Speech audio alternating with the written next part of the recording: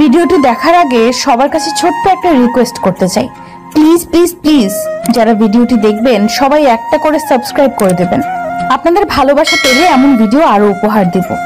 ভিডিওগুলো বানাতে অনেক কষ্ট হয় আমি জানি, এই ভিডিওটি অনেক মানুষই দেখবেন, তাই প্লিজ একটা করে সাবস্ক্রাইব করে দেবেন। আর যারা আমাকে ভালোবাসে তারা সবাই একটা করে লাইক দিয়ে দেখিয়ে দিবেন লাভ ইউ অল। তো চলুন আজকের ভিডিওটি শুরু করা যাক। গল্প শুরু করার আগেই বলে দেওয়া হচ্ছে এটি একটি কাল্পনিক গল্প। সো চলুন শুরু করা যাক।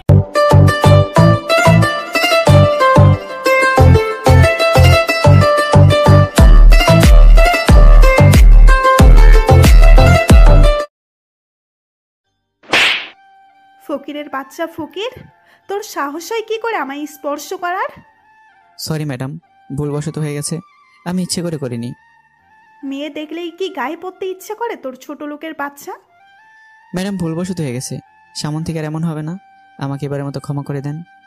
বাড়ির চাকর চাকুরের মতো থাকবি, আর সামনে থেকে আর এমন হলে তোর জীবনের আলো নিভিয়ে দিব। ম্যাডাম আর এমন হবে না।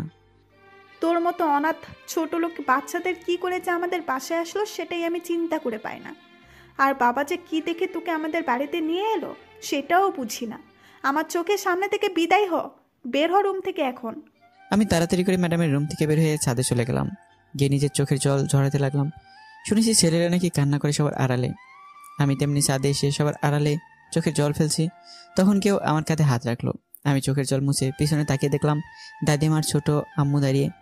আপনাদের তো বলাই হয়নি, উর্মির মা আর বাবাকে আমি ছোট আম্মু আর ছোট আব্বু বলে ডাকি, আর উর্মির দাদিকে আমি দাদিমা বলে ডাকি। তখন বললাম, দাদিমা, ছোট আম্মু তোমরা এখানে? খুব কষ্ট হচ্ছে তাই না রে বাবা? আরে ছোট আম্মু, এগুলো আমার মতো অনাথের সহ্য হয়ে গেছে, তবে মা বাবাকে নিয়ে কেউ গালি দিলে কেন জানি বেশি কষ্ট হয়, অথচ আমি আর আমার নিজের মা বাবাকে কখনো দেখিনি। কে বলছে তুই অনাথ? আমরা তাহলে তোর কি হই? দাদিমা কথা আছে না, কে আপন আর কে পর তা বোঝা বড় কষ্টকর। কি বললি তুই? তুই এই কথাটা আমাদের বলতে পারলি দাদু ভাই? ছোট আম্মু দাদিমা, তোমরা হয়তো জানো এই কথাটার মানে, সবকিছু পাওয়ার পরে নিজের কাছে মায়ের আর বাবার স্নেহের কমতি থেকে যায়। হয়েছে তোর বড়দের মতো কথা বলা, চল নিচে চল, একটু পর অনুষ্ঠান শুরু হবে। না ছোট আম্মু, আমি এখানেই ঠিক আছি, শুধু শুধু নিজেকে অপমানিত হতে চাই না, সবাই চলে গেলে আমি নিচে আসবো। বোমা বাদ দাও, রাহুলে জোর করো না, এখন হলো একটু একা থাকা দরকার। কিন্তু মা, আপনার বড় ছেলে যদি রাহুলকে দেখতে না পায় তাহলে কি হবে ভাবছেন? আপনি চিন্তা করতে পারছেন না কিন্তু। আমি শরীফের সাথে কথা বলে নিব, তুমি এ নিয়ে টেনশন করো না। তুমি বরং গিয়ে দেখো তোমার মেয়ের সাজুগুজু কত দূর গেলো। আচ্ছা মা। দাদু ভাই আসি রে, মন খারাপ করিস না রে, উপরে সৃষ্টিকর্তা একজন আছে রে। হ্যাঁ দাদিমা। তারপর দাদিমা চলে যান। আমি রাতের কালো আকাশে জ্বলন্ত তারার দিকে তাকিয়ে এক দৃষ্টিতে এইদিকে সকল অনুষ্ঠান শেষ হয়ে যায়, অতিথি সবাই খাওয়া দাওয়া শেষ করে চলে যায়। সবাই চলে যাওয়ার পর চৌধুরী বাড়ির সবাই খাবার খেতে বসেন। তখন শরীফুল চৌধুরী বলেন, কি ব্যাপার, সবাইকে দেখতে পাচ্ছি কিন্তু রাহুলকে দেখতে পাচ্ছি না কেন? আজকে অনুষ্ঠান ও ছিল না, রাহুল কোথায়? ছাদে আছে। এত রাতে রাহুল ছাদে কি করে? চাকর মানুষ, এছাড়া কি করবে? কি ব্যাপার, কি হয়েছে? তোমরা এমন করে কথা বলছো কেন? তোমার গুণধর মেয়েকে জিজ্ঞেস করো, তোমার মেয়ে ভালো করে বলতে পারবে। সেই ছোট্টবেলা থেকে ছেলেটার সাথে খারাপ ব্যবহার করে আসছে। কি ব্যাপার উর্মি, আমি কি শুনছি এসব? বাড়ির চাকরকে নিয়ে এত আধিক্যতা না দেখানাই ভালো বাবা। রাহুল এবারে চাকর না, সেটা অনেক আগেই তোমাকে ভালো করে বুঝিয়েছি। এখন বলো আজকে কি হয়েছে? আমার কাপড় লন্ড্রি থেকে সময় মতো নিয়ে আসেনি, তাই কয়েকটা দিয়েছি। তোর কি কোনো লজ্জা শরম কিছু নেই? ছেলেটা তোর থেকে 6 বছরের বড়, তারপর ওর গায়ে হাত তুলিস তুই? এত কিছুর পরেও ছেলেটা কিছুই বলে না তোকে। সামান্য একটা চাকরের জন্য তোমরা আমার সাথে এমন করতেছো? ওর মতো সামান্য চাকরের সাহস হবে কি করে আমায় কিছু বলার? সামান্য চাকর বলছিস কাকে তুই? আজকে যে তুই বোমা হচ্ছেটা কি? কি বলো মা, তুমি কি বলতে চাইছিলে? তুমি এখন আমি বেঁচে এরপরে কি মা? ও কিছু না, তুমি আর রাহুলের সাথে খারাপ ব্যবহার করবে না, আর তোমার নামে যাতে আর কোনো বিচার না আসে। শরীফা চৌধুরী খাবার না খেয়ে উঠে পড়েন, ছাদিকে দেখতে পান। তখন আমি আকাশের দিকে মনোযোগ দিয়ে আকাশের দিকে চেয়েছিলাম, যার জন্য কারো আসার শব্দ শুনতে পাইনি। তখন শরীফুল চৌধুরী আমাকে ধাক্কা দিলেন। আমি পাশে তাকে দেখলাম আমার ছোট আব্বু। তখন বলে, ছোট আব্বু তুমি কখন এলে? এই তো মাত্র আসলাম। কি করছিলি? তারা দেখছিলাম ম্যাডামের এঙ্গেজমেন্টে সবকিছু শেষ হয়ে গেছে। হ্যাঁ, মন খারাপ তোর? না না ছোট আব্বু। আজকে ঘটনা আমি সব শুনেছি। রাহুল, তোর সাথে অনেকদিন ধরে একটা কথা বলা ছিল, এখনো বলা হয়ে ওঠেনি। কি কথা ছোট আব্বু? কে মনে হচ্ছে আমাদের ক্ষতি করতে চাচ্ছে, আমাদের কোম্পানির সব ইনফরমেশন জেনে যাচ্ছে।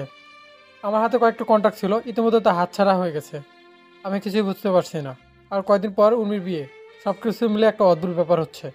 আরে ছোট আব্বু চিন্তা করো না, সবকিছু ঠিক হয়ে যাবে। যাও তুমি গিয়ে ঘুমিয়ে পড়ো। তুইও চল আমাদের সাথে, একসাথে খাবার খাবো। কি, তুমি এখনো খাবার খাওনি কেন? তুই খাবার টেবিলে নে, তাই আর খাইনি। আচ্ছা চলো খাবার খাবে এখন। তারপর ছোট আব্বু আর আমি নিচে গিয়ে খাওয়া শুরু করলাম। খাওয়া দাওয়া শেষ করে যে যার রুমে গিয়ে ঘুমিয়ে পড়ি। এইদিকে আমি রুমে বসে কিছু কাজ করি আর কিছু জিনিস পর্যবেক্ষণ করা শুরু করলাম। কিছু সময় পর আমিও আবার ঘুমিয়ে পড়ি। পরের দিন সকালে আমি ঘুম থেকে উঠে বাগানে থাকা সকল গাছে পানি দিয়ে, ছাদে থাকা গাছগুলোতে পানি দিয়ে নিচে এসে সবার জন্য সকালে নাস্তা তৈরি করছিলাম। তখন ছোট আম্মু এসে আমাকে বলেন, ওই তোরে সকাল সকাল রান্নাঘরে আসতে মানা করেছি না? আরে ছোট আম্মু, এই একবেলাই তো তোমাদের জন্য নাস্তা তৈরির সুযোগ হয়, আর বাকি সময় তো ম্যাডাম আর ছোট আব্বুর সাথে থাকতে হয়। আর এটা তো আমার ছোটবেলা থেকেই করতে করতে অভ্যাস হয়ে পরিণত হয়েছে। এটা এখন পরিবর্তন কর তুই, এখন আর আগের রাহুল নেই। তখন ছোট আব্বু ছোট ভাইয়ের স্ত্রী সুলতানা রহমান নিচে নামতে নামতে বলেন, ভাবি, আপনি যে কি বলেন না, চাকর তো চাকরই থাকবে, ছোট আর বড় কি, সে তো আজীবন চাকরই থাকবে। আমি সুলতানা রহমানের কথা শুনে হালকা হাসি মুখে এনে কাজে মনোযোগ দিই। আর ছোট আম্মু সুলতানা রহমানকে উদ্দেশ্য করে বলেন, তুই ঠিক বলছিস। অমানুষ তো আর কোনোদিন মানুষ হয় না। মানুষ কিভাবে মানুষের মূল্য দিবে? ভাবি, তুমি কি কথাটা আমায় বললে? দেখ সুলতানা, তুই কথাটা কিভাবে নিবি সেটা তোর বিষয়। আর আমি কি তোকে মিন করে বলেছি? আমি সকালে নাস্তা রেডি করে টেবিলে সাজিয়ে রাখি। তারপর আমি উর্মির জন্য সেদ্ধ ডিম আর চিকেন ব্রেস্ট, টমেটো, শসা ও পেঁয়াজের সঙ্গে পেপার যোগ করে উর্মির জন্য সালাদ তৈরি করে উর্মির রুমের সামনে গিয়ে দরজায় কড়া নাড়ি। তখন উর্মি এসে দরজা খুলে দিল। ম্যাডাম, আপনার খাবার। রেখে যা। ম্যাডাম, আজকে কি কোথাও যাবেন? কেন? আসলে ম্যাডাম, ছোট আব্বুকে নিয়ে একটু অফিসে যেতাম। চাকুরের বাচ্চা, তুই অফিসে গিয়ে কি করবি? পড়ালেখার তো সরিয়াও জানিস না, তুই অফিসে যাবি? আমি চুপ করেই আছি। এই জুতোগুলো পালিশ করে নিয়ে আয়। আমি 11টার দিকে বের হব। 11টার আগে যেন তোকে গাড়ির কাছে দেখতে পাই। যদি 1-2 সেকেন্ড লেট হয় তাহলে তোর কপালে কিন্তু দুঃখ আছে। আচ্ছা ম্যাডাম। জুতোগুলো নিয়ে নিচে এসে আমি পালিশ করতে লাগলাম। জুতা পালিশ হয়ে গেলে আমি ম্যাডামের দরজার সামনে রেখে আসলাম। আমি নিচে এসে সবার এটু প্লেটগুলো ধুয়ে সাজিয়ে রান্নাঘরে রেখে আমার রুমে এসে গোসল করে নিলাম। তারপর সকাল 10টায় ছোট আব্বুকে নিয়ে বের হলাম অফিসের উদ্দেশ্যে। 10:30-এ ছোট আব্বুকে অফিসে নামিয়ে দিয়ে আমি 11টার আগে বাসায় প্রবেশ করি। আমি গাড়িতে বসে ম্যাডামের জন্য অপেক্ষা করতে থাকি। কিছুক্ষণ পর দেখলাম ম্যাডাম আসছে। গাড়ি থেকে বের হয়ে পেছনের দরজা খুলে দিলাম। ম্যাডাম গিয়ে সিটে বসলো। আমি দরজা লাগিয়ে ড্রাইভিং সিটে বসে ম্যাডামকে বললাম, ম্যাডাম কোথায় যাবেন? এই শপিং মলে যাব। আচ্ছা ম্যাডাম। আমি গাড়ি চালানো শুরু করলাম। কিছুক্ষণ পর আমি শপিং মলের সামনে এসে দেখলাম ম্যাডামের বান্ধবী দাঁড়িয়ে আছে। আমি গাড়ি থেকে নেমে বের হয়ে দরজা খুলে ম্যাডামকে বললাম, ম্যাডাম চলে আসছি, আপনি নামতে পারেন। গাড়ি পার্কিং গাড়িতে বসে থাকবি আর আমি কল দিলে চলে আসবি। আর এনে 50 টাকা, দুপুরের খাবার খেয়ে নিবি। হাসি মুখে টাকাটা নিয়ে আমি মাথা নাড়লাম। তারপর ম্যাডাম তার বান্ধবীদের নিয়ে চলে যান শপিং মলের ভিতরে। আমি গাড়িতে বসে রইলাম, ভালো লাগছিল না। তখনই গাড়ি থেকে বের হয়ে আশেপাশে একটু হাঁটাহাঁটি করছিলাম। তখন দেখতে পেলাম একজন ভদ্রমহিলা তার ছেলে কিনে রাস্তা পার হতে পারছেন না। আমি তখন তাদের রাস্তা পার করে দিয়ে আসছিলাম। তখনই ম্যাডাম ফোন দিলেন। Hello madam. 4র্থ তলায় তাড়াতাড়ি আয় তো একটু। আমি তাড়াতাড়ি করে শপিং মলের 4র্থ তলায় গিয়ে দেখতে পেলাম কয়েকটা ছেলে মেয়ে ম্যাডাম আর তার বান্ধবীদের সাথে কি যেন বলছে। তবে তাদের কথা বলার ধরনগুলো সুবিধের মনে হচ্ছিল না। আমি ছেলেদের পিছনে গিয়ে বললাম, কিরে এখানে কি সমস্যা? কিছু না, তুই এখান থেকে যা, কোনো সমস্যা নেই। আচ্ছা ম্যাডাম চলুন, এখানে কোনো সমস্যা নেই। এই একদম চালাকি করার চেষ্টা করবি না, তা না হলে এইগুলো দেখছিস। ভাই আমি কি করলাম?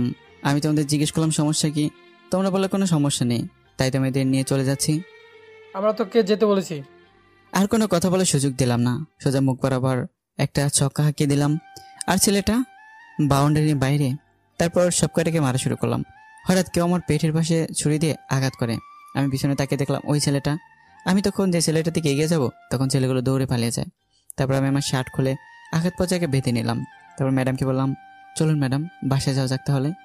কিন্তু তোর তো ছুরি লেগেছে আর রক্ত পড়ছে। আরে ম্যাডাম এটা কিছু না, আমাদের মতো চাকরের এগুলো কিছুই না। এই আঘাতের চেয়ে আর অনেক বড় আঘাত পেয়েছি। আর রইল রক্তের কথা, রক্ত তো ছোট থেকে অনেক ঝরেছে, এখনো না হয় আরও কিছু ঝরুক। আমি মারা যাব না এত সহজে, আপনি চিন্তা করবেন না। চলুন ম্যাডাম এখন। বেশি কথা না বলে হাসপাতালে চল, তুই না হলে তোর জন্য আমার কত কথা শুনতে হবে। চিন্তা করবেন না, আমার কিছুই হবে না। তারপর উর্মিলা সামনে আর আমি পিছনে, কিন্তু বারবার উর্মি পিছনে তাকাচ্ছে। হঠাৎ করে পিছনে কিছু একটা পড়ে যাওয়ার শব্দে উর্মি আর ওর বান্ধবীর পিছনে তাকে দেখে আমি মাটিতে পড়ে আছি। তারপর দৌড়াদৌড়ি করে আমাকে হসপিটালে নিয়ে যাওয়া হয়। আর এদিকে উর্মি ফোন দিয়ে তার বাবাকে সব কিছু খুলে বলে। তখন তার বাবা বলেন তিনি এখনই আসছেন। এদিকে আমার অপারেশন চলছে ভিতরে, ডাক্তার অনেক সাবধানে অপারেশন করছেন। আমার কোনো ভুল হলেই যে কোনো কিছু হয়ে যেতে পারে। 3 ঘন্টা পর ডাক্তার বের হল অপারেশন থিয়েটার থেকে। তবে ডাক্তারের চেহারা কালো হয়ে আছে। এর মাঝে উর্মির বাবা মা দাদিমা চাচা চাচি আসেন। তখন শরীফুল চৌধুরী বলেন, ডাক্তার রাহুল কেমন আছে এখন? ডাক্তার চুপ, কোনো কথা বলছে না। এবার সবার মুখটা কালো হয়ে যাচ্ছে, আর উর্মিও টেনশন হচ্ছে। কিন্তু উর্মি বুঝতে পারছে না যে পেটের পাশে আঘাতের জন্য কেমন হলো। ডাক্তারের মুখ এমন কালো, আর ডাক্তার চুপ করে আছে কেন, কথা বলছে না কেন? তখন উর্মির চাচা শফিক চৌধুরী বলেন, কি হলো ডাক্তার, আপনি কথা বলছেন না কেন? বলুন রাহুলের কি অবস্থা, কেমন আছে ছেলেটা? দেখুন, আমি আপনাদের আগেই বলেছিলাম যে আচ্ছা, আমরা আপনার চেম্বারে গিয়ে কথা বলি। আপনি চেম্বারে যান, আমি আসতেছি। ডাক্তার তার চেম্বারে চলে যান। আর তখন শরীফুল চৌধুরী উর্মিকে বলেন, উর্মি তুই বাসায় চলে যা। কেন?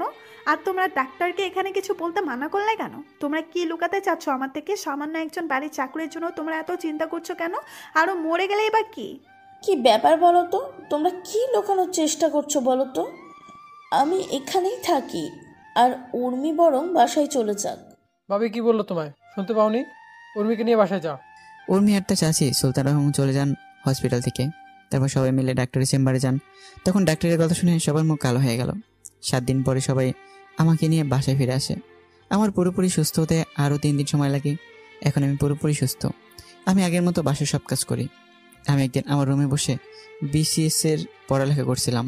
তখনই উর্মি আমার দরজায় কড়া নাড়ে। তখন আমি বইগুলো লুকিয়ে রেখে দরজা খুলে দিলাম। তখন উর্মি আমার রুমে ঢুকে আমাকে বলে, শোন, আজকে বিকেলে আমি ফুপুদের গ্রামে যাব, আর সেখানে কয়েকদিন থাকবো। তাই তুই তোর কিছু কাপড় সাথে করে নিয়ে নিস। ম্যাডাম কারণটা কি জানতে পারি? তোর জানার দরকার নেই। আমি চুপ। উর্মি চলে যায় আমার রুম থেকে। আমি দুপুরে খাবার কিনে নিজের রুমে এসে কাপড়গুলো গুছিয়ে নিলাম। তারপর ঘুমিয়ে পড়লাম। 3:50 শেষে আমি ঘুম থেকে উঠে রেডি হয়ে নিই। তারপর ছোট আম্মু দাদিমা আর চাচিকে বলে আমি বাসা থেকে বের হয়ে গাড়ি নিয়ে উর্মির জন্য অপেক্ষা করতে থাকি। কিছুক্ষণ পর উর্মি একটা ব্যাগ নিয়ে বাসা থেকে বের হয়ে আসে। আমার গাড়ির দরজা খুলে দিয়ে ব্যাগটা পিছনে ডিকিতে রাখে। তারপর আমি গাড়ি চালানো শুরু করলাম। উর্মির ফুপুর বাসা উর্মিদের বাসা থেকে 60 কিলোমিটার দূরে। মাঝ রাস্তায় আসার পর আমি উর্মিকে বললাম, ম্যাডাম একটা কথা আপনাকে কয়েকদিন ধরে বলবো বলে ভাবছি। কি কথা? ম্যাডাম জয় স্যারকে আপনি কতটুকু ভালোবাসেন?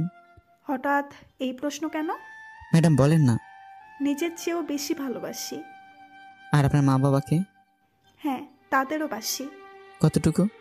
অনেক অনেক বেশি ভালোবাসি। আচ্ছা, এখন যদি ছোট আব্বু আর ছোট আম্মু জয়ের সাথে আপনার বিয়ে ক্যান্সেল করে, তাহলে আপনি কি করবেন? হোয়াট? কি বললি তুই? আরে ম্যাডাম রাগ করেন কেন? তো কি করব? তুই কি বলছিস সেগুলো? আরে ম্যাডাম আমি জানতে চাইছি এমন একটা পরিস্থিতি তৈরি হলে আপনি জয় স্যারকে বা আপনার বাবা মা কাকে বেছে নিতে হবে, তখন আপনি কাকে বেছে নেবেন? আমি কিন্তু তোর কোনো কথা বুঝতে পারছি না। আরে বলুন না। সেটা না হয় পরিস্থিতি তৈরি হলে দেখা যাবে। তুই এখন চুপচাপ করে গাড়ি চালাতো। গ্রামে পৌঁছতে পৌঁছতে সন্ধ্যা পেরিয়ে রাত হয়ে যায়।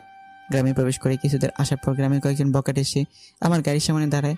আর ছেলেগুলো বলা শুরু করে, তোদের কাছে যা কিছু আছে সব বের করে দে, নাহলে কিন্তু এখনই মেরে দিব। ম্যাডাম এদের খিদে পেয়েছে মনে হয়, মিষ্টিগুলো এদের দিয়ে দেন। ওই আমাদের খিদা লাগছে, তোকে কে বলেছে? বারে, আপনারা না এইমাত্র বলেন আপনাদের খিদে লাগছে, তাই তো বলে মিষ্টিগুলো দিয়ে দিতে। আমরা আবার কখন বললাম? কি? এই রাহুল, তুই এই ফকিরের বাচ্চার সাথে কি কথা বলছিস? ফুপাকে একটা কল দিলে সব কিছু হাওয়া হয়ে যাবে। কি বললি তুই আমাদের? আর তোর কোন বাপকে কল দিবি দে, আমরা এখানে আসি। ঠিক বললি তুই। হ্যাঁ, সাহস থাকলে গাড়ির সামনে থেকে সর, আমিও গাড়ি থেকে নেমে তোদের মজা দেখাচ্ছি। সাহস থাকলে বের হয়ে আয়। ওরা গাড়ির সামনে থেকে সরে যাওয়া মাত্রই আমি দরজা হালকা খুলে ওদের দিকে ঝুঁকে বাপা গিয়ারে চাপ দিলাম। ওরা বোঝার আগে আমরা গাড়ি নিয়ে পগার পার। কিছুক্ষণ পর ফুপুদের বাসায় এসে পৌঁছে গেলাম। তারপর ম্যাডামের ব্যাগ, আমার ব্যাগ আর বাকি ব্যাগগুলো সাথে নিয়ে ফুপুর বাসায় প্রবেশ করলাম। ফুপু ফুপা সবার সাথে কথা বলে আমি ম্যাডামের ব্যাগ ম্যাডামের থাকা রুমে রেখে আমি আমার রুমে সে ব্যাগ রেখে ফ্রেশ হয়ে নিলাম। তারপর বিছানায় শুয়ে পড়লাম। হঠাৎ কারো ধাক্কা দেখির কারণে ঘুম ভেঙে গেল। আমি তাকে দেখলাম ফুপুর সেই ফাজিল মেয়ে সুমি। আমি কেন না ফাজিল বললাম সেটা আপনি একটু পরে বুঝতে পারবেন। সুমি এবার ইন্টার দ্বিতীয় বর্ষে পড়ে। তখন সুমি বলে, ও মোর পরনের স্বামী, ঘুম থেকে উঠুন তো। এই ফাজিল কি বলিস এসব? তুই কি ভালো হবি না কখনো? আমি তো ভালো না, ভালো লেগেই থাকো। বল কি জন্য আসিস তুই এখানে? খাবার টেবিলে সবাই অপেক্ষা করতেছে তোমার জন্য। কেন? কয়টা বাজে ঘড়ির দিকে তাকিয়ে দেখেন। ঘড়ির দিকে তাকিয়ে দেখলাম রাত 10:30 বাজে। তখন বললাম, খাওয়া দাওয়া শেষ সবার? না, আপনার জন্য অপেক্ষা করছে। উঠে আমি নিচে চলে এলাম। নিচে এসে দেখলাম সবাই বসে আছে। তখন ফুপা আমায় বলেন, কি জনাব রাহুল সাহেব? এই তো ফুপা, ভালো। তুমি কেমন আছো? টেনশনে ছিলাম, তবে এখন টেনশন ফ্রি আছি। কোনো টেনশনের চিন্তা নাই, আমি আছি তো। এটাই তো ভরসার জায়গা। আচ্ছা বুঝলাম না, তোমরা সবাই এই ছোট লোককে নিয়ে এত আদিক্ষাতা করছো কেন? টেবিল থেকে খাবারের প্লেট নিয়ে আমি সবাই বসে টিভি দেখে খাওয়া শুরু করলাম।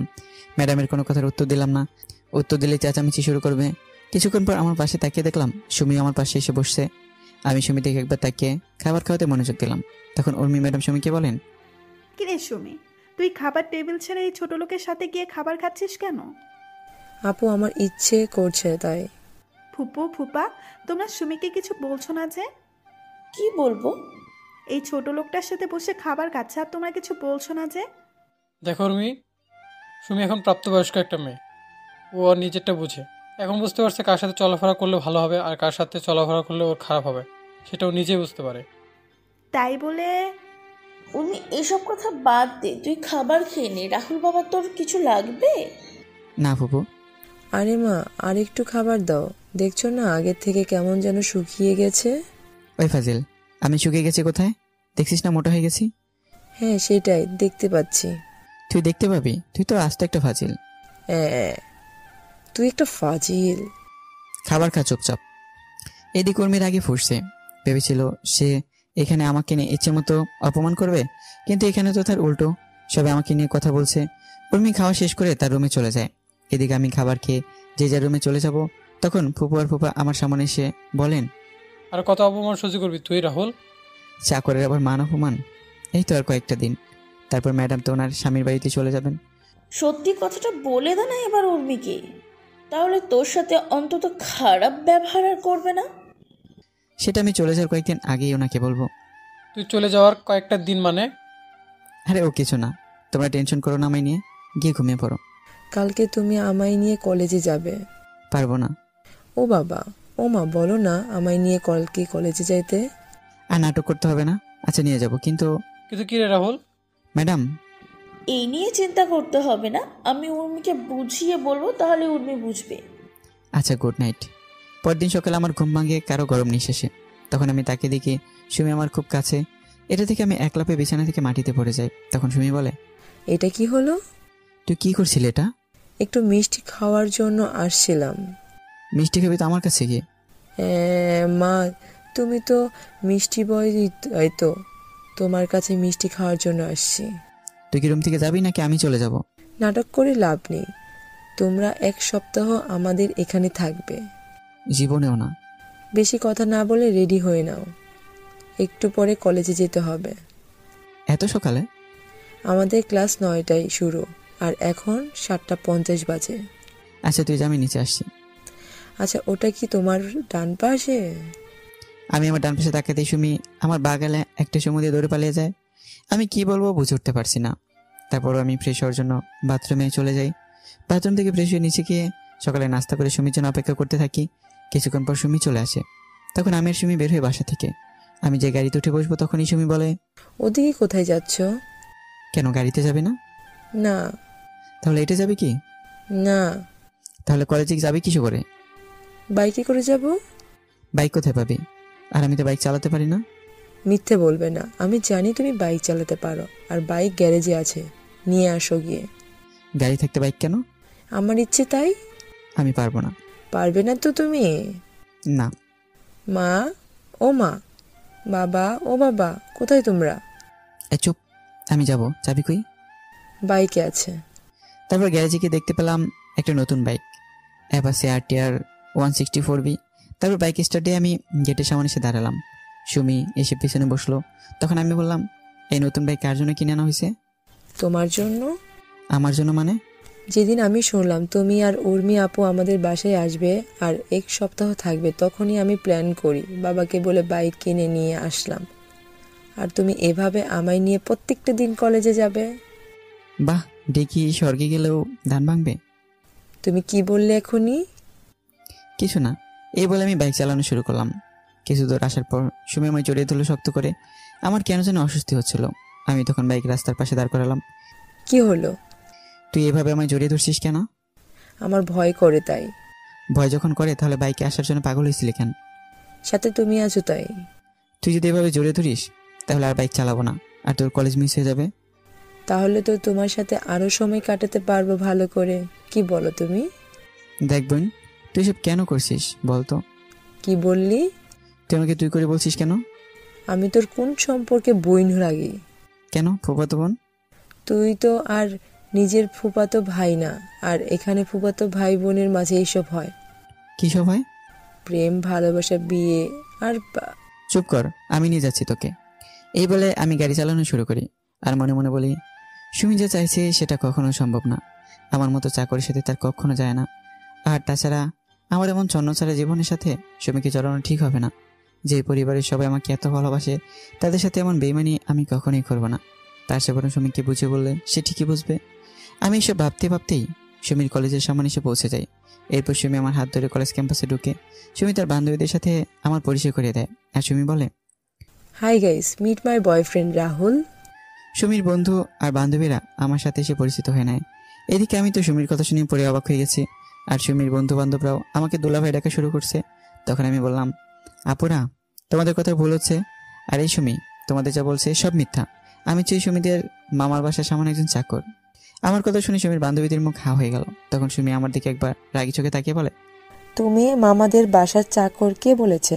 মামারা সবাই তোমার তাদের ছেলে মনে করে। আর চাকর হয়েছে তো কি হয়েছে? তুমি তো আর চুরি করছো না, তুমি নিজে পরিশ্রম করে টাকা উপার্জন করছো। আর সবচেয়ে বড় কথা হলো, কোনো কাজই ছোট নয়। তাহলে রইল চাকর বলে তুমি মনে করছো আমার পরিবার সবাই তোমাকে আমার থেকে দূরে সরিয়ে দেবে? তুমি যদি এটা ভেবে থাকো তাহলে ভুল ভাবছো। আমার বাবা মা জানে তোমার আর আমার ব্যাপারে। মানে? বাবা আর মা সব জানে। আমি বাবা মাকে সবকিছু খুলে বলেছি। সবকিছু জানার পরে ফুপু আর ফুপু কিছু বলেনি? না। কিন্তু সামান্য একজন চাকরের সাথে। উফ, তুমি বারবার নিজেকে চাকর বলছো কেন? তোমায় আমরা কেউ চাকর বলেছি কখনো? এর মাঝে ক্লাসে বেল ভেজে যায়। সুমি আর তার বান্ধবীরা চলে যায়। আমি বাইক নিয়ে বসে সুমির কথাগুলো ভাবছি। এভাবে কেটে যায় কয়েক ঘন্টা। সুমি ক্লাস শেষ করে চলে আসে আর আমি ভেবেচিন্তে একটা সিদ্ধান্ত নিয়ে নিই। তখন আমি বাইক স্টার্ট দিলাম। কিছু দূর আসার পর আমি বললাম, সুমি, তোর সাথে আমার কিছু কথা আছে। বলো, কি কথা? কি করে যে বলে মনে মনে বললাম, আরে গাধা, বলে দে না। আমি যে কথাটা এতদিন শুনতে চাচ্ছি। আমি আর কিছু বলতে যাব তার আগে আমার ফোন বেজে ওঠে। আমি ফোন রিসিভ করে কিছু বলতে যাব তার আগেই ওপাশ থেকে যা শুনলাম তাতে আমার হাত থেকে ফোন মাটিতে পড়ে গেল। তখন সুমি বলে, কি হলো, বসে পড়লে যে? ম্যাডাম কল দিয়েছিল। আর কি? এখন বাসায় না গেলে আমার অবস্থা খারাপ করে দিবে বলছে। আরে আপু, কিছু করবে না, তোমায় ভয় দেখাচ্ছে আপু। না, লেট করা যাবে না, ম্যাডাম রেগে আছে অনেক। তুই বাইকে উঠে পড়, বাসায় গিয়ে আগে ম্যাডামের মেজাজ ঠান্ডা করতে হবে, নাহলে ম্যাডাম আমার অবস্থা খারাপ করে দেবে। তুমি না বললে আমায় কি বলবে? বেঁচে থাকলে পরে বলবো, তুই তাড়াতাড়ি করে বাইকে ওঠ। উঠছি। সুমি মন খারাপ করে বাইকে উঠে পড়ে। আমি বাইক চালানো শুরু করে কিছুক্ষণ পর বাসায় পৌঁছাই। সুমিকে নামিয়ে দিয়ে আমি বাইক গ্যারেজে রেখে সোজা উর্মি দরজার সামনে গিয়ে কড়া নাড়ি। তখন উর্মি বলে, ভেতরে আয়। আমি ভিতরে ঢুকতে ম্যাডাম আমার সামনে এসে আমার গালে তার হাত দিয়ে 2টা মালিশ করে দিল। সাথে সাথে 2 হাত দিয়ে আমি আমার গাল চেপে ধরি। এত জোরে মেরেছে, গালে ব্যথাই করছে। আমি আমার হাত দেখলাম রক্ত লেগে আছে। আমার আর বুঝতে বাকি রইল না ম্যাডামের থাপ্পড়ে এতটা জোরে মেরেছে যার জন্য আমার ঠোঁট কেটে রক্ত পড়ছে। তখন ম্যাডাম রাগি কণ্ঠে আমায় বলে, তোকে এখানে কেন নিয়েছে? আমি মাথা নিচু করে বললাম, ম্যাডাম, আপনার সাথে থাকার জন্য। তাহলে তুই কি করেছিস? আসলে ম্যাডাম ফুপা আমায় বললো যাওয়ার জন্য, তাই। তোর আমি কি বললাম? আমার মুখের উপরে কখনো কোনো কথা বলবি না, তাহলে তুই আমার মুখে মুখে তর্ক কেন করছিস? ম্যাডাম, ভুল হয়ে গেছে আমার, ক্ষমা করে দেন। যা গাড়িতে গিয়ে বস, আমি আসছি। আর শোন, আর যদি এমন ভুল করিস তাহলে তোর কি হাল করব সেটা আমি নিজেই জানি না। আমি গাড়ির কাছে চলে এলাম। এদিকে মাথাটাও ঘুরছে, কত জোরে মেরেছি থাপ্পড়টা। কিছুক্ষণ পর উর্মি গাড়িতে এসে বসে। তখন আমি বললাম, ম্যাডাম কোথায় যাব? তুই গাড়ি চালানো শুরু কর, আমি বললে গাড়ি থামাবি। আচ্ছা ম্যাডাম। আমি গাড়ি চালানো শুরু করলাম। কিছু দূর যাওয়ার পর উর্মি আমাকে একটা বড় শপিং মলের সামনে থামাতে বলে। আমি গাড়ি থেমে দরজা খুলে দিলে উর্মি কিছু দূর গিয়ে আবার ফিরে এসে বলল, তুই এখানে থাকবি। আর হ্যাঁ, মনে রাখিস, ছোট লোকের বাচ্চা, আমার এই গাড়ির দাম অনেক। যদি গাড়ির কিছু হয় তাহলে তোর কপালে শনি আছে। জি ম্যাডাম। উর্মি চলে যায় শপিং মলের ভিতরে। কিছুক্ষণ পর উর্মি একটা ব্যাগ হাতে করে নিয়ে বের হয়। গাড়ির কাছে আসতেই আমি দরজা খুলে দিলাম। উর্মি গাড়িতে বসে। আমি গাড়ি চালানো শুরু করলাম। তখন বললাম, ম্যাডাম এখন কোথায় যাবেন? ফুপুদের বাড়িতে। আমি তাড়াতাড়ি বাড়ি যাওয়ার জন্য একটা শর্টকাট রাস্তা নিয়ে নিলাম, যেটা আজকে সুমি দেখিয়ে দিয়েছিল কলেজে যেতে। রাস্তা দিয়ে যাওয়ার সময় হঠাৎ করে উর্মি আমাকে বলে, এই গাড়ি থামা। কেন? আমি হাওয়াই মিঠাই খাবো। ম্যাডাম সন্দেহ হয়ে যাচ্ছে, আর এই রাস্তা খুব একটা ভালো না। আর একটা কথা বলবি তো আমি তোর গাল লাল করে দিব। চুপচাপ গাড়ি দাঁড় করা। কিন্তু ম্যাডাম। দাঁতে দাঁত চেপে বললাম, গাড়ি থামা বলছি। আমি বাধ্য হয়ে গাড়ি দাঁড় করেই উর্মি তাড়াতাড়ি গাড়ি থেকে নেমে হাওয়াই মিঠাইয়ের কাছে চলে যায় আর হাওয়াই মিঠাই খাওয়া শুরু করে। আমি গাড়ির ভিতরে বসে এক দৃষ্টিতে উর্মির হাওয়াই মিঠাই খাওয়া দেখছি। উর্মি পুরো বাচ্চাদের মতো খাচ্ছে। তখনই সেখানে ওই দিনের ছেলেপেলেরা চলে আসে। এটা দেখে আমি গাড়ি থেকে নেমে উর্মির সামনে গিয়ে দাঁড়াই। উর্মি তো সেদিকে কোনো খেয়ালই নেই, সে তার মতো করে হাওয়াই মিঠাই খেয়ে যাচ্ছে। তখন ছেলেগুলো শীষ বাজিয়ে বাজিয়ে উর্মির সামনে যায়। ছেলেগুলো উর্মির কাছে যাওয়ার আগে আমি উর্মির সামনে চলে যাই। তখন ছেলেগুলো বলে, কিরে আজকেও কি তুই এই মেয়েকে নিয়ে যেতে পারবি? শুধু শুধু ঝামেলা করছেন কেন? ঝামেলা কোথায়, তুই চলে যা, আমাদের এই মেয়েকে ভালো লেগেছে, আমরা এর সাথে আজকে সারা রাত একটু মজা করব।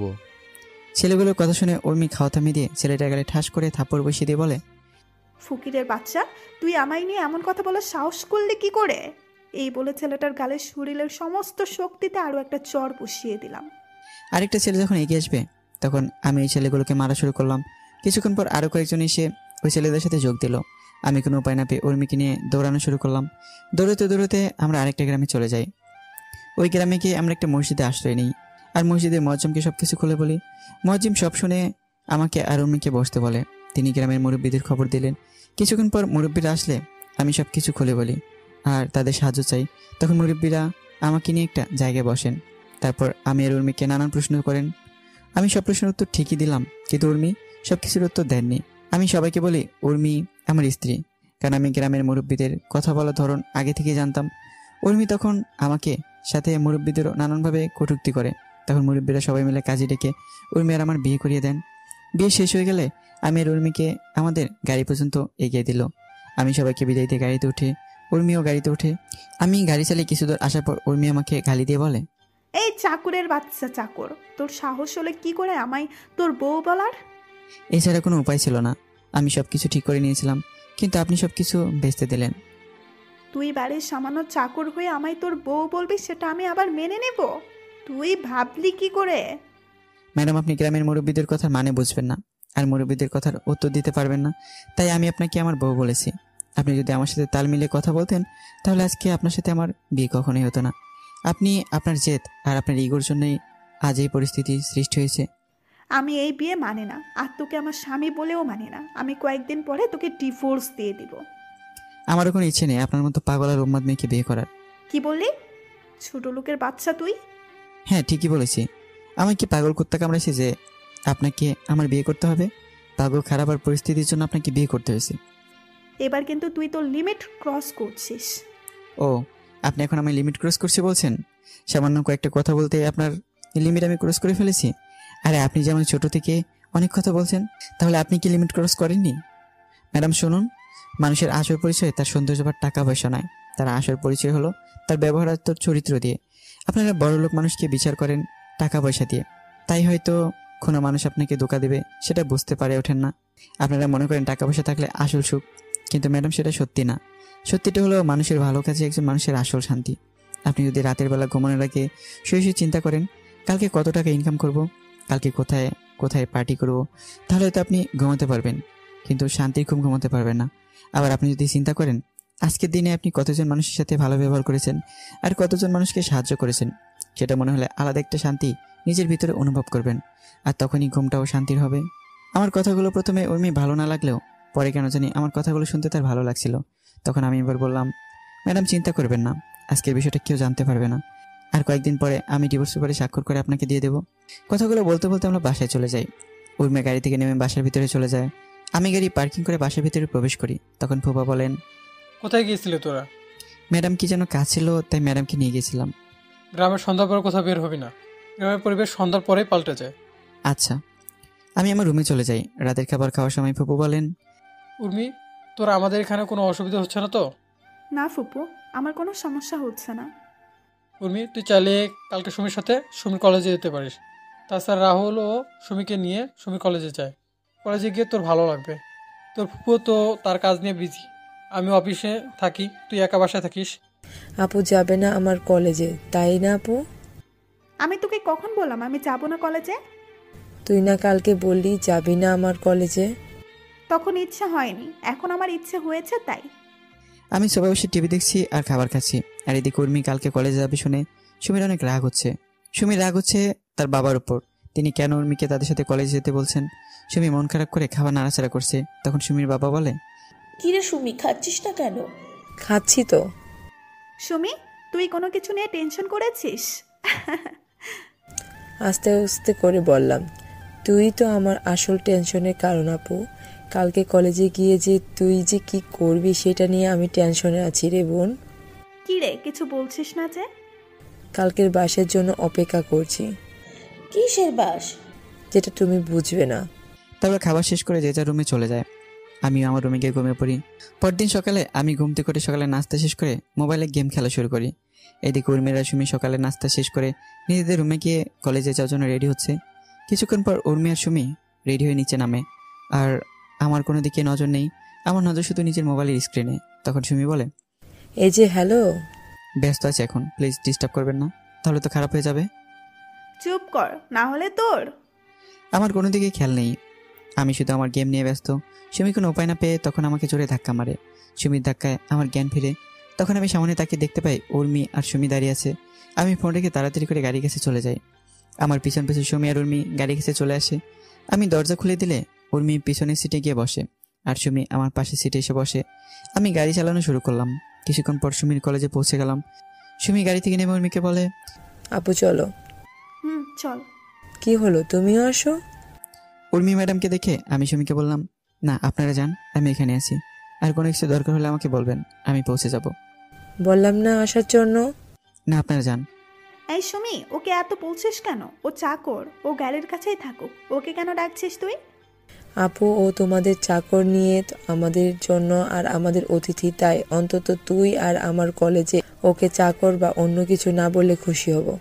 আর কলেজের সবাই বাবাকে সম্মান করে, তাই কলেজের সবার সামনে এমন কোনো আচরণ করিস না যার জন্য বাবার সম্মানহানি না হয়। অর্জুনা, এত দরদ কিসের? মানুষের মানুষের জন্য দরদ থাকাটা কি স্বাভাবিক নয় আপু? দেখছো, আমি এদের কথা শুনতে পারলাম। ওদের যদি থামানো না হয় তাহলে দুই বোনের মাঝে ঝগড়া চুল ছেঁড়াছিড়ি হতে পারে। তখন বললাম, আমি গাড়িতে এসে আপনারা আসুন, আর গাড়িতে গ্যাস নেই, আমি বরং গ্যাস নিয়ে আসি। এই বলে আমি সেখান থেকে চলে এলাম। আমি গাড়িতে এসে আবার গেম খেলা শুরু করলাম। আর এদিকে সুমি আর উর্মি ক্যাম্পাসে গিয়ে বসে। সুমি তার বন্ধু আর তার বান্ধবীর সাথে উর্মির পরিচয় করে দিল। তারপর সবাই মিলে কিছুক্ষণ আড্ডা দিয়ে ক্লাসে চলে যায়। সকাল ক্লাস শেষ করে সুমির আবার আড্ডা দিয়ে শুরু করে। কিছুক্ষণ পর সবাই যে যার বাসায় চলে যায়। সুমি আর উর্মি এসে দেখতে পায় আমি গেম খেলছি। তখন সুমি আমার হাত থেকে মোবাইল নিয়ে নেয়। হঠাৎ করে কেউ আমার হাত থেকে মোবাইল নিয়ে নিল। খেলার মাঝে এমনটা করলে বলেন তো কেমনটা লাগে? তো আবার যদি প্রিয় গেম সিওডি হয় তাহলে তো কোনো কথাই নেই। আমি বিরক্তি নিয়ে তাকালাম পাশে। আমি তখন দেখলাম সুমি আর ম্যাডাম দাঁড়িয়ে। আমি গাড়ি থেকে নেমে তাড়াতাড়ি করে গাড়ির দরজা খুলে দিলাম। ওনারা গাড়িতে বসলে আমি এবার গাড়ি চালানো শুরু করলাম। 40 মিনিট পরে সবাই বাসায় এসে পৌঁছে যাই। দুপুরের খাবার খেয়ে যে যার রুমে গিয়ে ঘুমিয়ে পড়ি। বিকেলে আমার ঘুম ভাঙে। আমি ছাদিকে দোলনায় শুয়ে পড়ি। আমি শুয়ে শুয়ে এক দৃষ্টিতে আকাশের দিকে তাকিয়ে আছি। সুমিদের বাসার সাথে এলেই খারাপ থাকা মনটা নিমিশে ভালো হয়ে যায় পাখির কিচিরমিচির শব্দে। মানুষের বাসায় ফেরার মতো করে পাখিরা ফিরে যাচ্ছে তাদের আসল ঠিকানায়, আর সাথে পাখির কিচিরমিচির শব্দ। যাকে যাকে চড়ুই পাখি দেখে মনে হচ্ছে যেন পাখিদের মিলন মেলা। দল বেঁধে উড়ে এসে গাছের ডালপালায়, প্রতিটি গাছের প্রতিটি শাখা প্রশাখা ভরে ওঠে চড়ুই পাখিতে। আর তাদের কিচিমিচির শব্দে মুখর থাকে গোটা এলাকা। সুমিদের পাশেই বিদ্যুৎ কেন্দ্রের বাগান। বিকেল হলেই সমাবেশ শত শত চড়ুই পাখির। সারাদিন এই স্থানটি ফাঁকাই থাকে, তবে বিকেল হলেই শুরু হয় পাখিদের আনাগোনা। ঝাঁকে ঝাঁকে চড়ুই পাখি এসে বসতে থাকে পল্লী বিদ্যুৎ সংলগ্ন আশেপাশের গাছপালাগুলোতে। সন্ধ্যার আগ মুহূর্ত পর্যন্ত হাজার হাজার পাখি এসে জড়ো হয় এলাকাটিতে। পাখিদের কলকাকলিতে মুখর হয়ে ওঠে পুরো এলাকা। এ সময় এক অপূর্ব পরিবেশের সৃষ্টি হয়। তখনই আমি কারো ছাদে আসার শব্দ পাই। আমি তাকে দেখি সুমি আর উর্মি ছাদে আসছে। আমি সেটা দেখেও না দেখার ভান করে শুয়ে শুয়ে পাখিদের আনাগোনা দেখছি। তখনই উর্মি সুমিকে বলে, দেখ কেমন করে শুয়ে আছে। ও শুয়ে আছে, তাতে তোর কি আপু? আমার এখানে আসছিস সেটা কি ও চোখে দেখতে পাচ্ছে না? আচ্ছা আপু, তুই আমার একটা কথা বলবি? কি কথা বল। রাহুল কি ছোট থেকে আজ পর্যন্ত তোর সাথে কখনো খারাপ ব্যবহার করেছে? তুই রাহুলকে সবার সামনে অনেক বাজেভাবে অপমান করিস, তারপরও রাহুল তোকে কিচ্ছু বলেনি। বলেছি কি? চাকর হয়ে বলবে কি? আপু ও চাকরও হলে কিন্তু আমাদের মতোই মানুষ। আচ্ছা আপু, আজকে যদি রাহুল চাকর না হয়ে কোনো ধনী পরিবারের ছেলে হতো, তাহলে তুই রাহুলের জায়গায় থাকতি, তাহলে কি তুই যেভাবে রাহুলকে আঘাত করিস, তাকে অনেকভাবে বাজেভাবে কথা বলিস, ট্রিট করিস, সেগুলো রাহুল যদি তোর সাথে করতো, তাহলে তুই সেগুলো কি সহ্য করতে নিতি? আপু, আমরা যেমন কষ্ট পেলে সেইগুলো সহজে প্রকাশ করতে পারি, কিন্তু রাহুল কষ্টগুলো সহজে প্রকাশ করতে পারে না। রাহুল তার মনের কষ্টগুলো নিজের মাঝে জমিয়ে রাখে। জানিস তো আপু, মানুষ যখন তার নিজের কষ্টগুলো কারোর সাথে শেয়ার করতে পারে না, তখন আকাশের দিকে তাকিয়ে সেই কষ্টগুলো শেয়ার করে। আপু, তারপরও যদি তুই চাস, তাহলে আমি রাহুলকে এখান থেকে তুলে নিচ্ছি। সুমির কথাগুলো শুনে কেন জানি উর্মি মনে কিছুটা মায়া হলো আমার জন্য। তখন উর্মি আমার চেহারার দিকে তাকালো। আসলে বেচারার চেহারায় কষ্টের ছাপ। তখন উর্মি মনে মনে বলে, সত্যিই তো, ওর চেহারায় কষ্টের চাপ স্পষ্ট। না, আমার ওর সাথে এমনটা করা ঠিক হয়নি। সত্যিই তো আমি কষ্ট পেলে আমার কষ্টগুলো মা বাবা বা পরিবারের সবার সাথে শেয়ার করতে পারি, কিন্তু রাহুলের তো কোনো পরিবারই নেই যে রাহুল তার কষ্টগুলো কারোর সাথে শেয়ার করবে। আমার সাথে অপমান সহ্য করেও আমায় কোনো একটা কটু কথা বলেনি, কিন্তু রাহুলকে দেখলেই কেন জানি অনেক রাগ হয়, নিজের রাগটাকে কেন জানি কন্ট্রোল করতে পারি না। না, সামনে থেকে ওর সাথে আর এমন করব না। এদিকে সুমি তাকিয়ে দেখতে পায় উর্মি আমার দিকে তাকিয়ে আছে। তখন সুমি উর্মিকে ধাক্কা দিয়ে বলে, আচ্ছা আপু, তুই দাঁড়া, আমি রাহুলকে তুলে দিচ্ছি দোলনা থেকে। সুমিকে আটকিয়ে দিয়ে বললাম, না লাগবে না, চল নিচে চল, ও ওর মতো থাকুক, চল ফুপু আর ফুপার সাথে কথা বলি গিয়ে। সুমি উর্মির কথা শুনে একটা মুচকি হাসি দিল। উর্মি সুমিকে আর কোনো কথা বলার সুযোগ না দিয়ে নিচে চলে যায়। সন্ধ্যাবেলা আমি ছাদ থেকে নেমে নিচে চলে যাই। সন্ধ্যাবেলা সবাই একসাথে বসে নাস্তা করছে, কিন্তু আমাকে দেখে মনে হচ্ছে আমি কিছু একটা নিয়ে টেনশনে আছি। তখন ফুপু আমাকে বলে, কিরে রাহুল, কি হয়েছে তোর? তুই এত চুপচাপ বসে আছিস যে, আর কাকে কল দিচ্ছিস বারবার? ফুপুর কথা শুনে সবাই আমার দিকে তাকায়। তখন ফুপা আমাকে প্রশ্ন করেন, কি রাহুল, কি হয়েছে? কোনো কিছু সমস্যা হয়েছে কি? ফুপা, মনে হচ্ছে কিছু একটা সমস্যা হয়েছে। কি সমস্যা? বাড়িতে কল দিচ্ছি কিন্তু কেউ কল রিসিভ করছে না, সবার ফোনই বন্ধ দেখাচ্ছে। আরে চিন্তা করিস না, সব ঠিক হয়ে যাবে। সবাই হয়তো কাজে ব্যস্ত আছে, তাই ফোন ধরছে না। আমার কথা শুনে উর্মি কল দিল তার মা বাবা এবং চাচা চাচির নাম্বারে, কিন্তু সবার ফোনই বন্ধ দেখাচ্ছে। তখন উর্মি বলে, ফুপা, ও তো ঠিক বলছে, সবার ফোন বন্ধ, আমি এখন কল দিয়েছিলাম। ফুপা, আমার মনে হয় একবার বাড়িতে যাওয়া আমার উচিত হবে। আর চিন্তা করিস না, রাতে কোনো কাজে ব্যস্ত আছে হয়তো, তাই ধরছে না। আর কারো কথা হয়েছিল আমার ভাইয়ের সাথে, ভাই বলেছিল আজকে কি যেন একটা বড় ডিল হবে, তাই সবাই কাজে এখন বিজি, তাই হয়তো কল ধরছে না। চিন্তা করিস না, হাতের কাজ শেষ হলে তোর সাথে যোগাযোগ করবে। আরে তোরা খাওয়া দাওয়া কর শান্তিতে। আমার কেমন জানি টেনশন হচ্ছে। আমি একের পর এক কল দিয়ে যাচ্ছি কিন্তু ফোন বন্ধ আসছে। রাতের খাবার খেয়ে সবাই ঘুমিয়ে পড়ে। পরদিন সকালে আমি সুমিকে নিয়ে কলেজে চলে যাই। কলেজ থেকে ফেরার পথে সুমি আমাকে গাড়ি থামানোর জন্য বলে। আমি গাড়ি থামিয়ে বললাম, কি হলো, এভাবে গাড়ি থামানোর কি আছে? তোমার সাথে আমার কথা আছে। তোর মতো পিচ্ছির আবার কি কথা? আরে আমার কথা শুনবে না আমায় রাগাবে? আচ্ছা বল। আই থিঙ্ক তুমি চিন্তা করো। আরে আগে আমার পুরো কথাটা শুনবে। জি বলেন, কি বলবেন? আমি মনে করি আমি তো। সুমি আর কিছু বলার আগেই আমার ফোন বেজে ওঠে। আমি সুমিকে থামিয়ে ফোন বের করে দেখতে পাই একটা অপরিচিত নাম্বার থেকে কল আসছে। অপরিচিত নাম্বার দেখে আমি কল রিসিভ করিনি, কিন্তু কয়েকবার রিং হওয়ার পর আমি ফোন রিসিভ করি। হ্যালো, কে বলছেন? আমার প্রশ্ন শুনে ওপাশ থেকে কি উত্তর আসলো সেটা শোনা যায়নি, তবে আমি যা শুনলাম সেটা শুনে আমি কি বলবো আমার শক্তি বোধহয় আর নেই। কিছু বলার আগে আমি যা শুনতে পাই তাতে করে আমার মাথায় যেন আকাশ ভেঙে পড়ে। আমি মাথায় হাত দিয়ে বসে পড়ি মাটিতে। তখন সুমি আমার কাছে এসে আমার ফোন হাতে নিয়ে বলে, হ্যালো, কে? হ্যালো, কি হলো, কথা বলছেন না যে? ওপাশ থেকে কোনো কথা বলছে না, শুধু চুপচাপ কান্নার আওয়াজ ভেসে আসছে। তারপর ফোন কেটে দিল।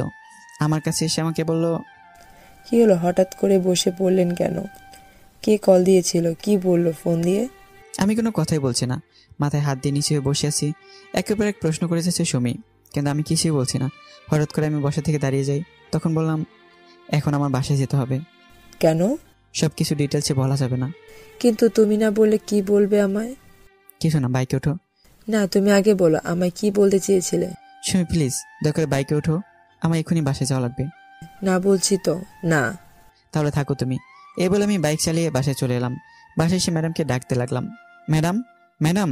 উর্মি রুমে বসে কারণে হেডফোন গুঁজে গান শুনছিল, যার কারণে আমার চিৎকার শুনতেও পাচ্ছিল না। তখন রান্নাঘর থেকে প্রভু বের হয়ে এসে বলেন, কি রে রাহুল, এইভাবে চিৎকার করছিস কেন? কি হয়েছে তোর? এত কিছু বলার সময় নেই, আমাদের এখন বের হতে হবে। বের হবি মানে? প্রভু পরে সব বলবো। ম্যাডাম কোথায়? উর্মি তো ওর রুমে আছে। আমি তাড়াতাড়ি করে সিঁড়ি বেয়ে উর্মি রুমে গিয়ে দরজা নক না করে উর্মি রুমে ঢুকে পড়ি। আমি রুমে ঢুকে দেখতে পাই উর্মি কানে হেডফোন লাগিয়ে উল্টো হয়ে শুয়ে আছে। তখন আমি কি উর্মির কান থেকে হেডফোন খুলে দিলাম। তখন উর্মি বিরক্তিকর ভাব নিয়ে তাকালো। উর্মি আমাকে দেখে রেগে বলে, ছোট লোকের বাচ্চা, তোর সাহস হলো কি করে আমার রুমে ঢুকে আবার আমার কান থেকে হেডফোন খুলে নিস? সরি ম্যাডাম, আপনাকে নিচে থেকে অনেক ডাকছিলাম, কিন্তু আপনি শুনতে পাননি, তাই আমি রুমে হেডফোন খুলতে বাধ্য হই। তুই বেশি কথা বলছিস কেন? তোকে কি আমি সাফাই দিতে বলছি? এখন বল কি হয়েছে?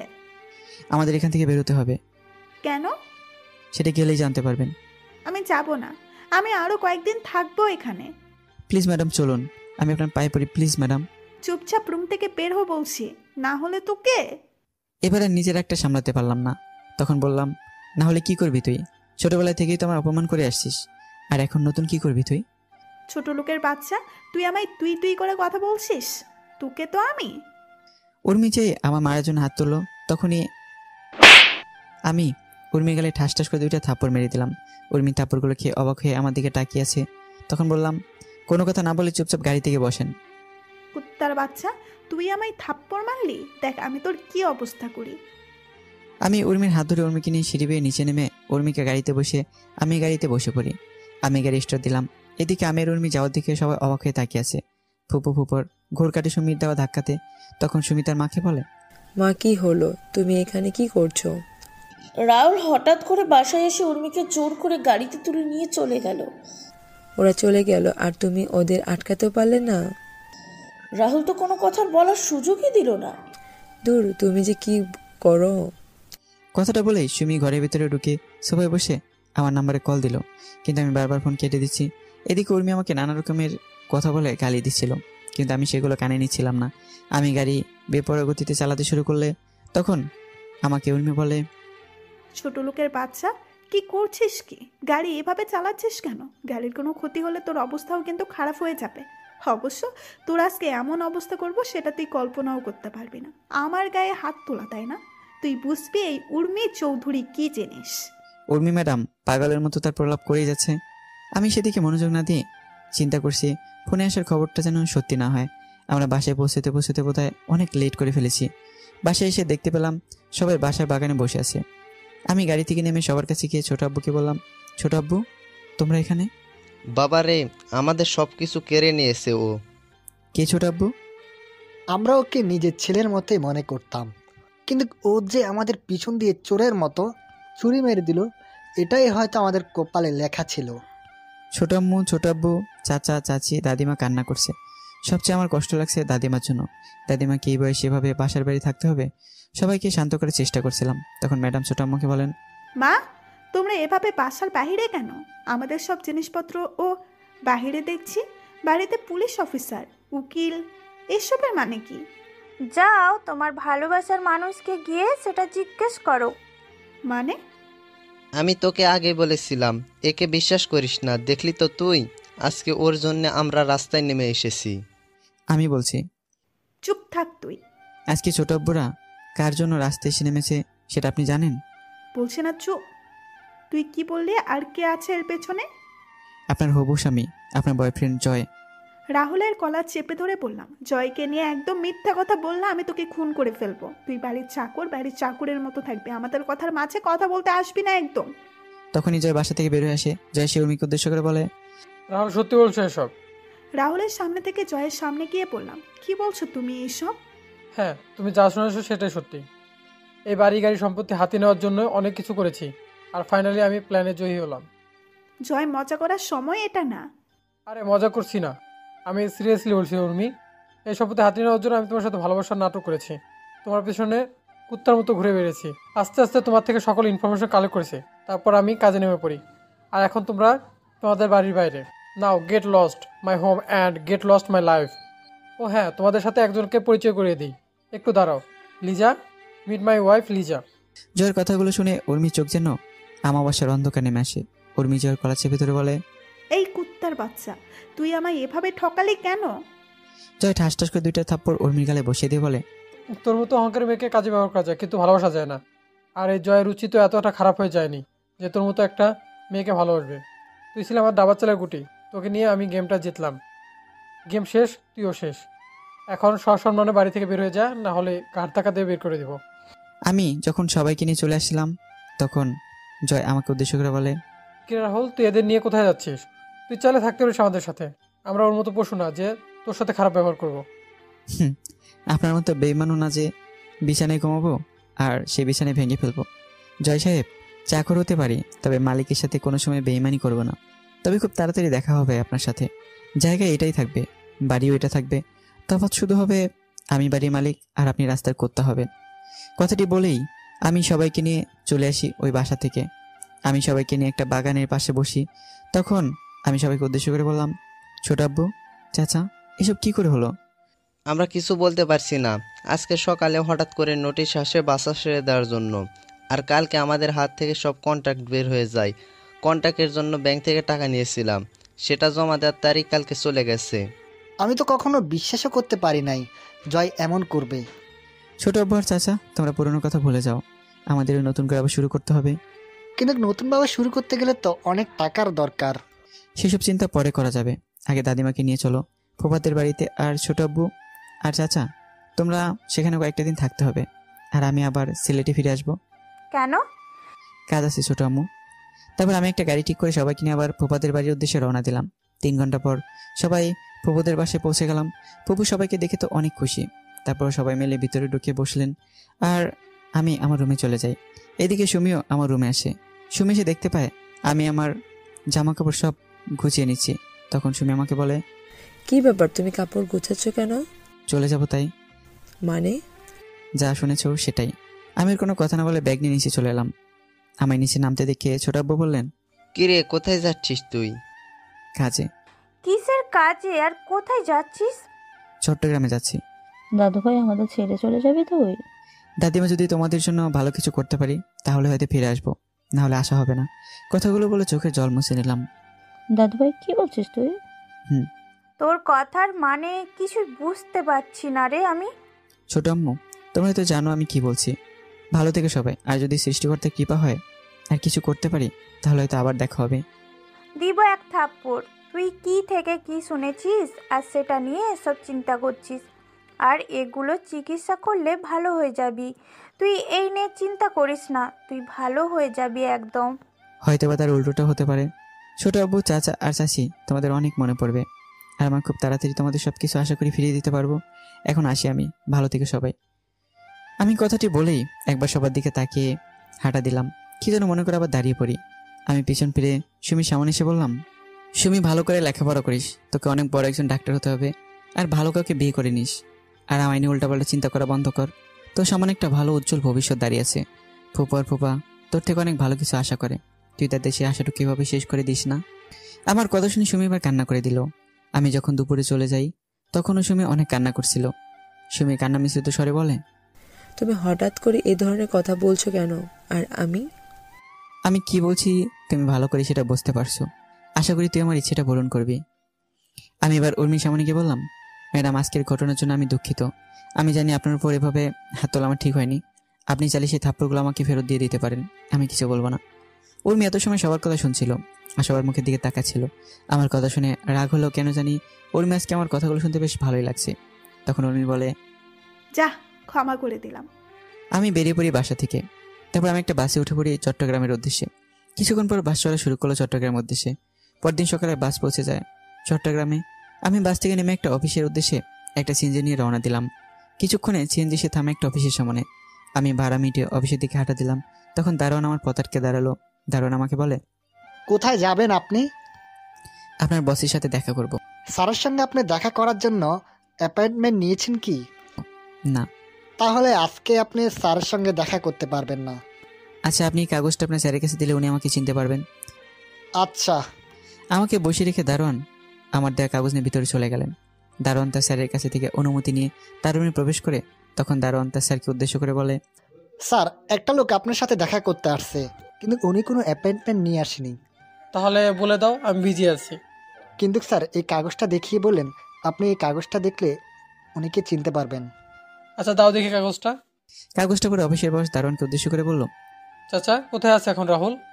রাহুল কে? এই চিঠিটা যে দিয়েছে সে এখন কোথায়?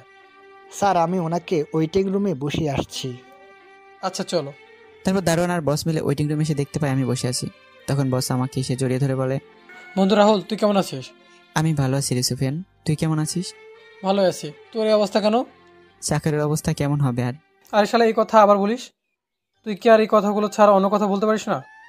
যা সত্যি তাই বললাম। চল আমার রুমে, কতদিন পরে তোর সাথে দেখা। আর দারুণ চাচা, তুমি 2টা ঠান্ডা পানি নিয়ে আসো। আচ্ছা।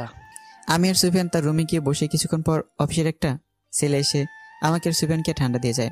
সুফিয়ান তখন আমাকে বলে, বল বন্ধু, তোর কি খবর? ভালো আছি, তুই কেমন আছিস? ভালো আছি বন্ধু। আজকে ভালো থাকার পিছনে তোর অবদান সবচেয়ে বেশি। তুই যে ওই দিন আমাকে সাহায্য না করতি, তাহলে আমি কখনোই ভালো থাকতে পারতাম না, আর এই পজিশনে আসতে পারতাম না। আরে শালা, তুই আমার বন্ধু, আমি তোকে সাহায্য করব না আর কাকে করব বল? তোর মতো বন্ধু পাওয়া ভাগ্যের ব্যাপার। মিতু আর নমি কেমন আছে? ভালো আছে ওরা। চল আমার বাসায়। আর মিতু তো তোকে দেখলে খুব খুশি হবে। জানিস, মিতু আর আমি প্রায় তোর কথা বলি। মিতু হলো ওর স্ত্রীর নাম, আর নমি তার মেয়ের নাম। না রে বন্ধু, তোর কাছে কিছু কাজে আসছি, সেটা হয়ে গেলে আমি চলে যাব। শালা, চলে যাবি মানে? পাক্কা কয়েক মাস আমার এখানে থাকবি। 2 বন্ধু মিলে ঘোরাঘুরি করব। চল বাসায় চল, এখন আর কোনো কথাই হবে না। তারপর সুফিয়ান আমাকে জোর করে নিয়ে অফিস থেকে বাড়ি চলে যায়। বাসার সামনে গিয়ে বেল বাজায়। কিছুক্ষণ পর মিতু দরজা খুলে দিল। সুফিয়ানকে দেখে মিতু বলে, কি ব্যাপার, তুমি এসবে বাড়িতে? আমি আর আমার সাথে একজন থাকে, যাকে দেখলে তুই খুশি হবি। ও আচ্ছা, তাই নাকি? তাহলে দেখি কে আছে। আমাকে দেখে মিতু বলে, আরে রাহুল, তুই কেমন আছিস? ভালো আছি, তুই কেমন আছিস? অনেক ভালো আছি রে, আয় ভেতরে আয়। ভিতরে গিয়ে বসার পর আমি সুফিয়ানকে বললাম, সুফিয়ান, তোর সাথে কথা ছিল, আর আমার সিলেট ফিরতে হবে। ওই হারামি, এখন কয়েক মাস সিলেটে যাওয়া হচ্ছে না, তুই এখন আমাদের সাথেই কয়েক মাস থাকবি। তা হয় না রে মিতু, আমার হাতে সময় কম, কিন্তু কাজ অনেক। আর কোনো কথা না বলে খাবার টেবিলে আয়, খাওয়া দাওয়া শেষ করে বাকি কথা হবে।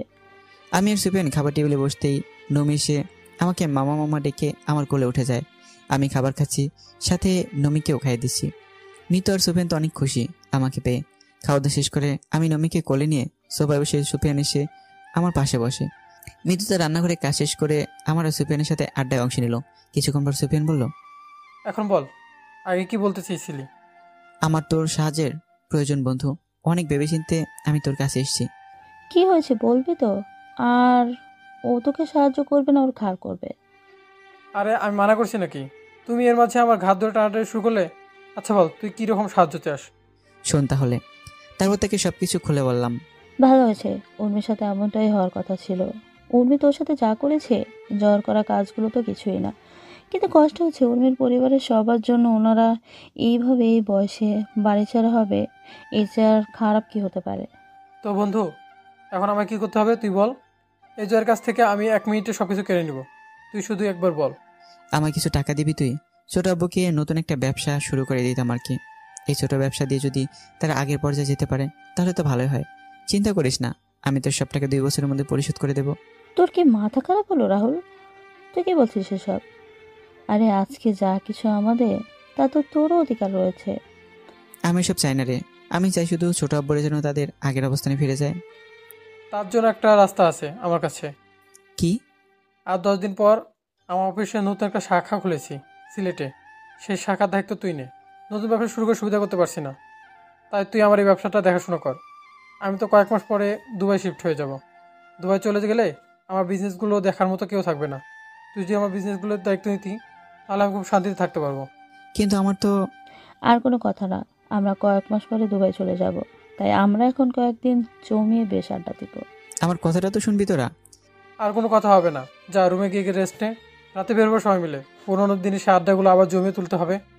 এদিকে আমি বাসা থেকে চলে আসার পর সবাই মন খারাপ করে বসে আছে। উর্মি একদিক দিয়ে ভালো লাগছে, আর অন্যদিক দিয়ে জয়ের প্রতি রাগ হচ্ছে। উর্মি যদি জয়কে সামনে পেত তাহলে তাকে খুন করে ফেলতো।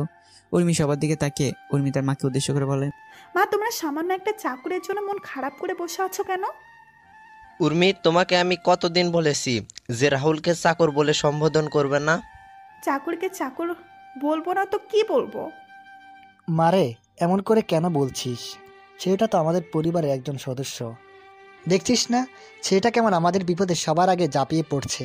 নিজের ছেলে মেয়ে থাকলে এমনভাবে কাজ করতো কি না সেটা নিয়ে সন্দেহ আছে। আরে চাচ্ছু, তুমি দেখছো না চাকরের বাচ্চা আমাদের সবাইকে বিপদে ফেলে কি করে পালিয়ে গেছে? আমরা যে ওকে এত বছর খাইয়ে পড়িয়ে মানুষ করলাম, তার কোনো প্রতিদান সে কোথায় দিল? সে সবার আগে নিজের কথা চিন্তা করে আমাদের সবাইকে এখানে রেখে এভাবে পালিয়ে গেছে। উর্মি, সেটা তোর ভুল ধারণা। আমার কোনো ভুল ধারণা না, ভুল ধারণা হচ্ছে তোমাদের। তোমরা ওই অনাথার বাচ্চাটাকে আমাদের বাড়িতে এনে এত বছর খাইয়ে বড় করলে, আর আমাদের জন্য কি করলো? আবু, তুই কি বলছিস? নিজের লিমিটের ভেতর থেকে কথা বল। রাহুলকে নিয়ে কোনো কথা বলার অধিকার তোমার নেই। তুই একটা চাকরের জন্য আমার সাথে উঁচু গলায় কথা বলছিস? চাকরের জন্য না, তোমার ব্যবহারের জন্য বলছি। ওই চাকরকে নিয়ে কথা বলছি বলেই তোর এত গায়ে লাগছে কেন? তুই আবার ওই ছোট লোককে ভালোবাসিস না তো আবার? হ্যাঁ, ভালোবাসি। ওই ছোট লোক, ওই চাকরটাকে আমি ভালোবাসি। তোর কোনো সমস্যা? সমস্যা হবে না? তুই একটা চাকরকে ভালোবাসিস? আমি একটা চাকরকে ভালোবাসি বলে তোমার এত সমস্যা? তাহলে তুমি যে একটা বাটপারকে ভালোবাসতে, তাহলে মামা আর মামির সমস্যা হয়নি? সুমিত, তুই কিন্তু বেশি কথা বলছিস। তুমি কি করবে? সত্যি কথা বলে সবার গায়ে লাগে। সুমিত, তোকে তো। উর্মি যখন সুমিকে মারার জন্য হাত উঠায় তখন ছোট আম্মু উর্মির হাত ধরে ফেলেন। তারপর ছোট আম্মু উর্মির গালে কষিয়ে থাপ্পড় মারেন। তখন উর্মি বলে, মা, তুমি আমায় মারলে ওই চা? হ্যাঁ, আমি তোকে মারলাম। এই থাপ্পড়টা তোকে অনেক আগে মারা উচিত ছিল, তাহলে তুই এমন খারাপ বেয়াদব হয়ে উঠতি না। আমার তো মনে হয় জয় তোকে যে কথাগুলো বলেছিল সেগুলো সত্যিই বলেছে। ভাবি, কি বলছো কি তুমি? না ভাই, ও অনেক খারাপ হয়ে গেছে। আমার মেয়ে বলে ওরে পরিচিত দিতে মনে হয় না। মা, চুপ, একদম চুপ। কার জন্য আজকে তুই দাঁড়িয়ে কথা বলছিস জানিস তুই? না, জানিস না? তুই জানবি কি করে? সারা দিন তো বাবা আর মায়ের টাকা পয়সা নষ্ট করায় ব্যস্ত থাকিস। কি বলছো কি? চুপ করো তুমি। আজকে তুমি আমায় থামিও না। ও যে এতদিন ছেলেটার সাথে বাজে আচরণ করছে, তারপর ছেলেটা কোনো দিন কিছু বলেছে ওকে নিয়ে? আজকে আমার চেয়ে ওই চাকর তোমাদের কাছে বড় হয়ে গেল বাবা মা? হ্যাঁ, বড় হয়ে গেল, কারণ ওই ছেলের জন্য তুই এখন আমাদের সামনে দাঁড়িয়ে আছিস। ওই চাকরটা যদি না থাকতো তাহলে তুই 6 বছর আগে পৃথিবীতে বেঁচে থাকতি না। মানে? তুই যে রাহুলকে চাকর বলে শত অপমান করার পর রাহুল কেন তোকে কিছু বলে না জানিস? কেন? মনে পড়ে 6 বছর আগের কথা? ছোট মা একটা দীর্ঘশ্বাস ছেড়ে বলা শুরু করেন, 6 বছর আগে। 6 বছর আগে তুই কলেজ থেকে একদিন ফেরার পথে তুই অ্যাক্সিডেন্ট করিস। অ্যাক্সিডেন্টের সময় 2টা কিডনিতে চাপ পড়ে, আর যার জন্য তোর কিডনিটা ড্যামেজ হয়ে যায়। তোর গ্রুপের কিডনি কোথাও খুঁজে পাওয়া যাচ্ছিল না। তখন আমরা তো আশা ছেড়ে দিয়ে বসেছিলাম। আমাদের কান্নাকাটি দেখে রাহুল একা একা ডক্টরের সাথে গিয়ে কথা বলে। ডক্টর রাহুলকে দেখে মানা করে দেয়, কিন্তু রাহুল ডক্টরের পায়ে ধরে বলে, ডাক্তার, আমার রক্ত আর উর্মির রক্ত গ্রুপ কিন্তু একই, প্লিজ আমার কিডনিগুলো নিয়ে নিন, তাহলে উর্মি বেঁচে যাবে। না, আমি পারবো না। তোমার এত কম বয়সে কিডনি ডোনেট করা বেআইনি। তাহলে আপনি একটা মায়ের কোল থেকে তার মেয়েকে এভাবে হারিয়ে যেতে দিবেন? আর তোমার মা বাবা? আমার মতো অনাথের মা বাবা তো উর্মির মা বাবা। মানে? ডাক্তার, আমি অনাথ। উর্মির বাবা আর মা আমাকে তাদের বাসায় থাকার জন্য জায়গা দিয়েছেন, আমায় নিজের ছেলের মতো স্নেহ দিয়ে বড় করেছেন। আমায় কখনো বাবা মার অভাব বুঝতে দেননি।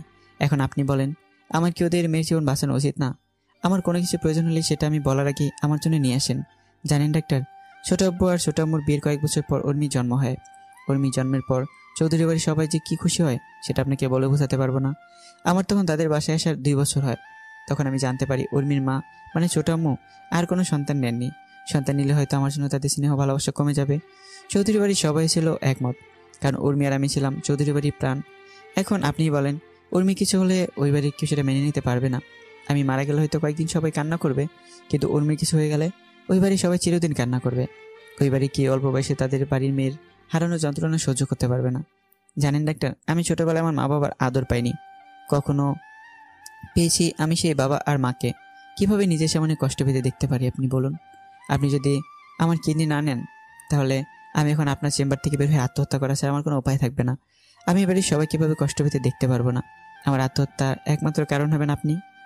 দেখো বাবা, তুমি আমার কথা বুঝতে পারছো না, এটা কখনো সম্ভব না। আপনি আমার কথা বুঝতে পারছেন না কেন?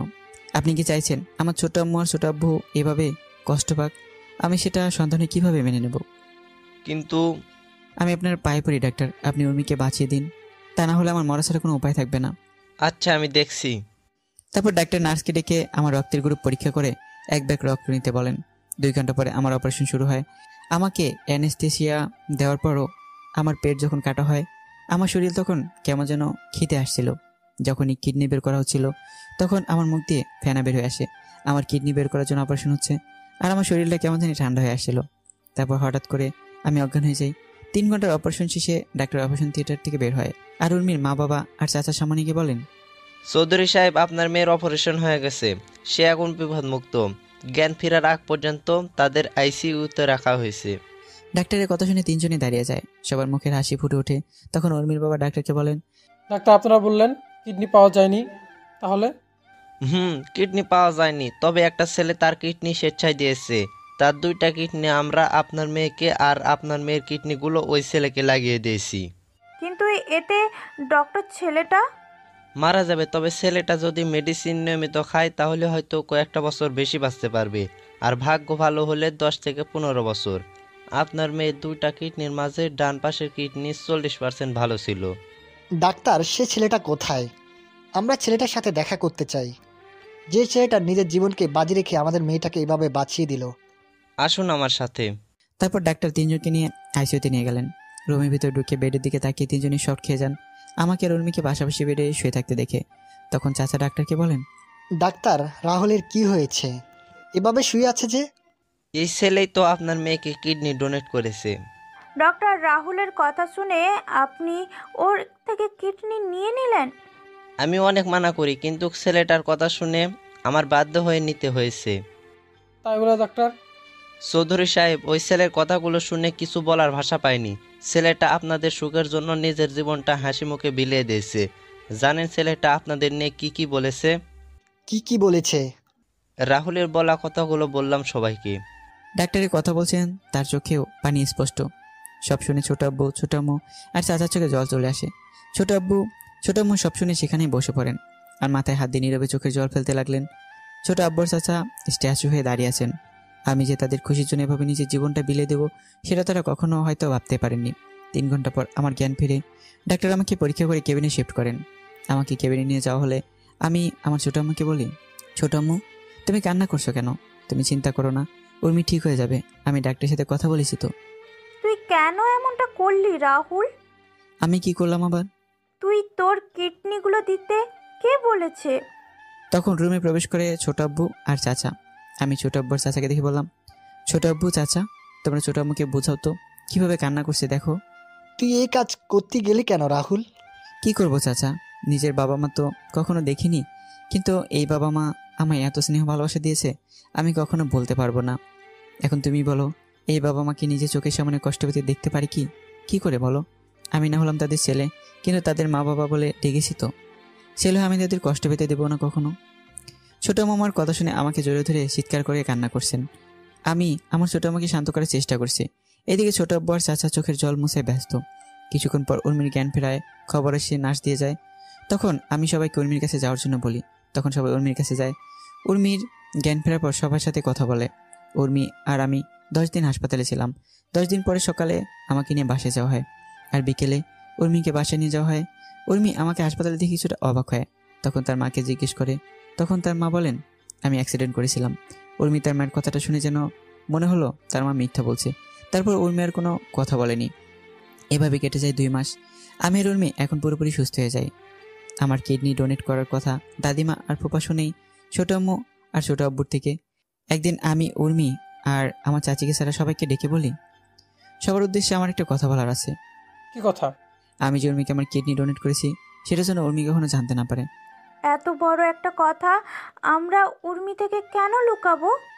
আমি বলছি তাই ছোট আম্মু। দাদুভাই কি বলছিস তুই? তুই উর্মির এত বড় একটা উপকার করলি, সেটা উর্মি জানবে না? দাদিমা, উর্মি না জানাই ভালো নয় কি? কিছু কথা না হয় অজানাই থাকুক না। আর তারপরে যদি তোমরা চাও উর্মিকে বলতে, তাহলে আমি সেদিনই এই বাড়ি ছেড়ে চিরদিনের মতো চলে যাব। দাদুভাই, হ্যাঁ দাদিমা, আমি তোমাদের কাছে হাত জোর করছি, প্লিজ। আচ্ছা, এই কথা কেউ জানবে না। তুই তবু এই বাড়ি ছেড়ে যাস না। আমাকে প্রতিদিন নিয়ম করে মেডিসিন খেতে হতো। আমি একদিন মিস করলে সেদিন দাদিমা আর ছোট আব্বু আমাকে অনেক বকাঝকা করতো আর আমার কানে হাত দিয়ে বসে থাকতো। এভাবেই কেটে যায় 6 বছর। এবার বর্তমান। সেই দিন শপিং মলে রাহুল তোকে বাঁচানোর জন্য ওই বখাটে ছেলেদের সাথে মারামারি করে। মারামারির এক পর্যায়ে ছেলেগুলো রাহুলের পেটে ডান পাশে ছুরি দিয়ে আঘাত করে। ছুরির সামনের অংশে রাহুলের কিডনিতে গিয়ে সোজা আঘাত করে। রাহুল প্রথমে ব্যথা অনুভব না করলেও ও পরে ব্যথা অনুভব করে, যার জন্য সেই দিন অজ্ঞান হয়ে যায়। রাহুলকে নিয়ে হাসপাতালে যাওয়া হলো। ডক্টর অপারেশন করবার পর আমাদের সেদিন কি বলেছিল তুই জানিস? ছোট আমার মুখে এমন কথা শুনে উপস্থিত সবার চোখে জল। উর্মি চোখ দিয়ে জল পড়ছে অনবরত। উর্মি চোখের জল মুছে তার মাকে কান্না মিশ্রিত কণ্ঠে বলে, মা, সেদিন তো তোমরা কিছু বলনি, কিন্তু আজকে বলো ডাক্তার সেদিন কি বলেছিল? সেই দিন ডক্টর বলেছিল, দেখুন ছুরির আঘাতটা বেশ গভীর।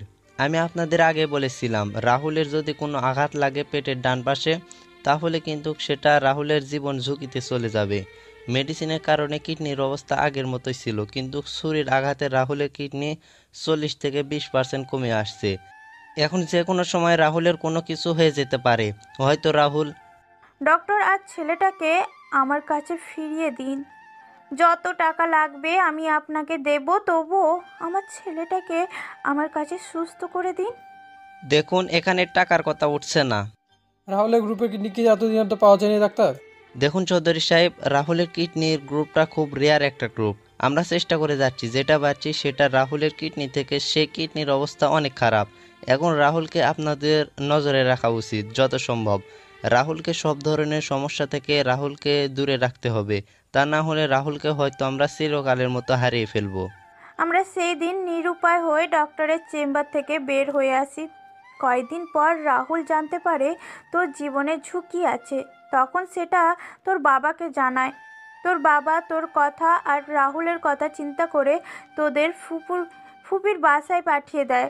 তুই একটু আগে বললি না রাহুল আমাদের জন্য কি করেছে? রাহুল আমাদের জন্য, তোর জন্য নিজের জীবনটা বিলিয়ে দিয়েছে।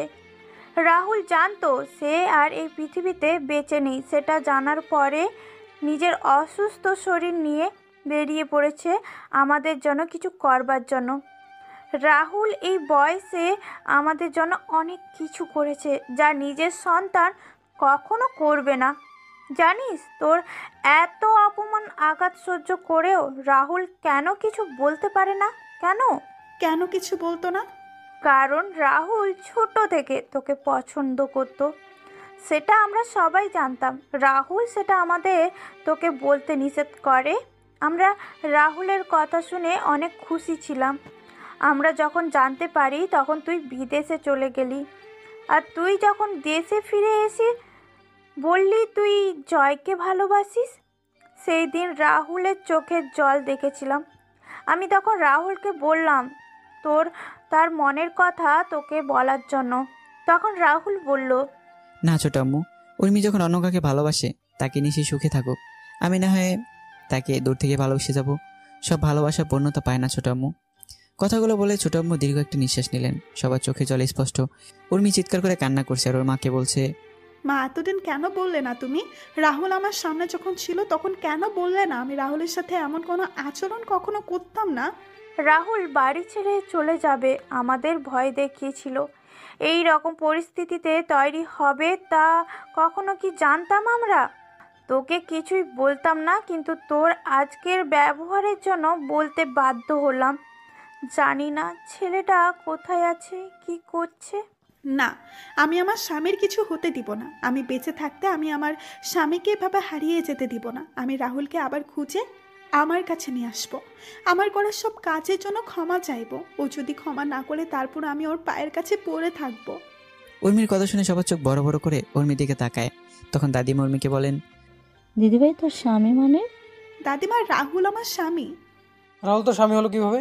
আপু কি বলছিস তুই? তুই তো রাহুলকে সহ্য করতে পারিস না, তাহলে রাহুল তোর স্বামী হলো কি করে? এখন সব শুনে মিথ্যা কথা শুরু করে দিয়েছিস। কয়েকদিন আগে আমার আর রাহুলের বিয়ে হয়েছে পাশের এলাকার একটা মসজিদে। কি বলছিস? একটু ক্লিয়ার করে বল তো উর্মি।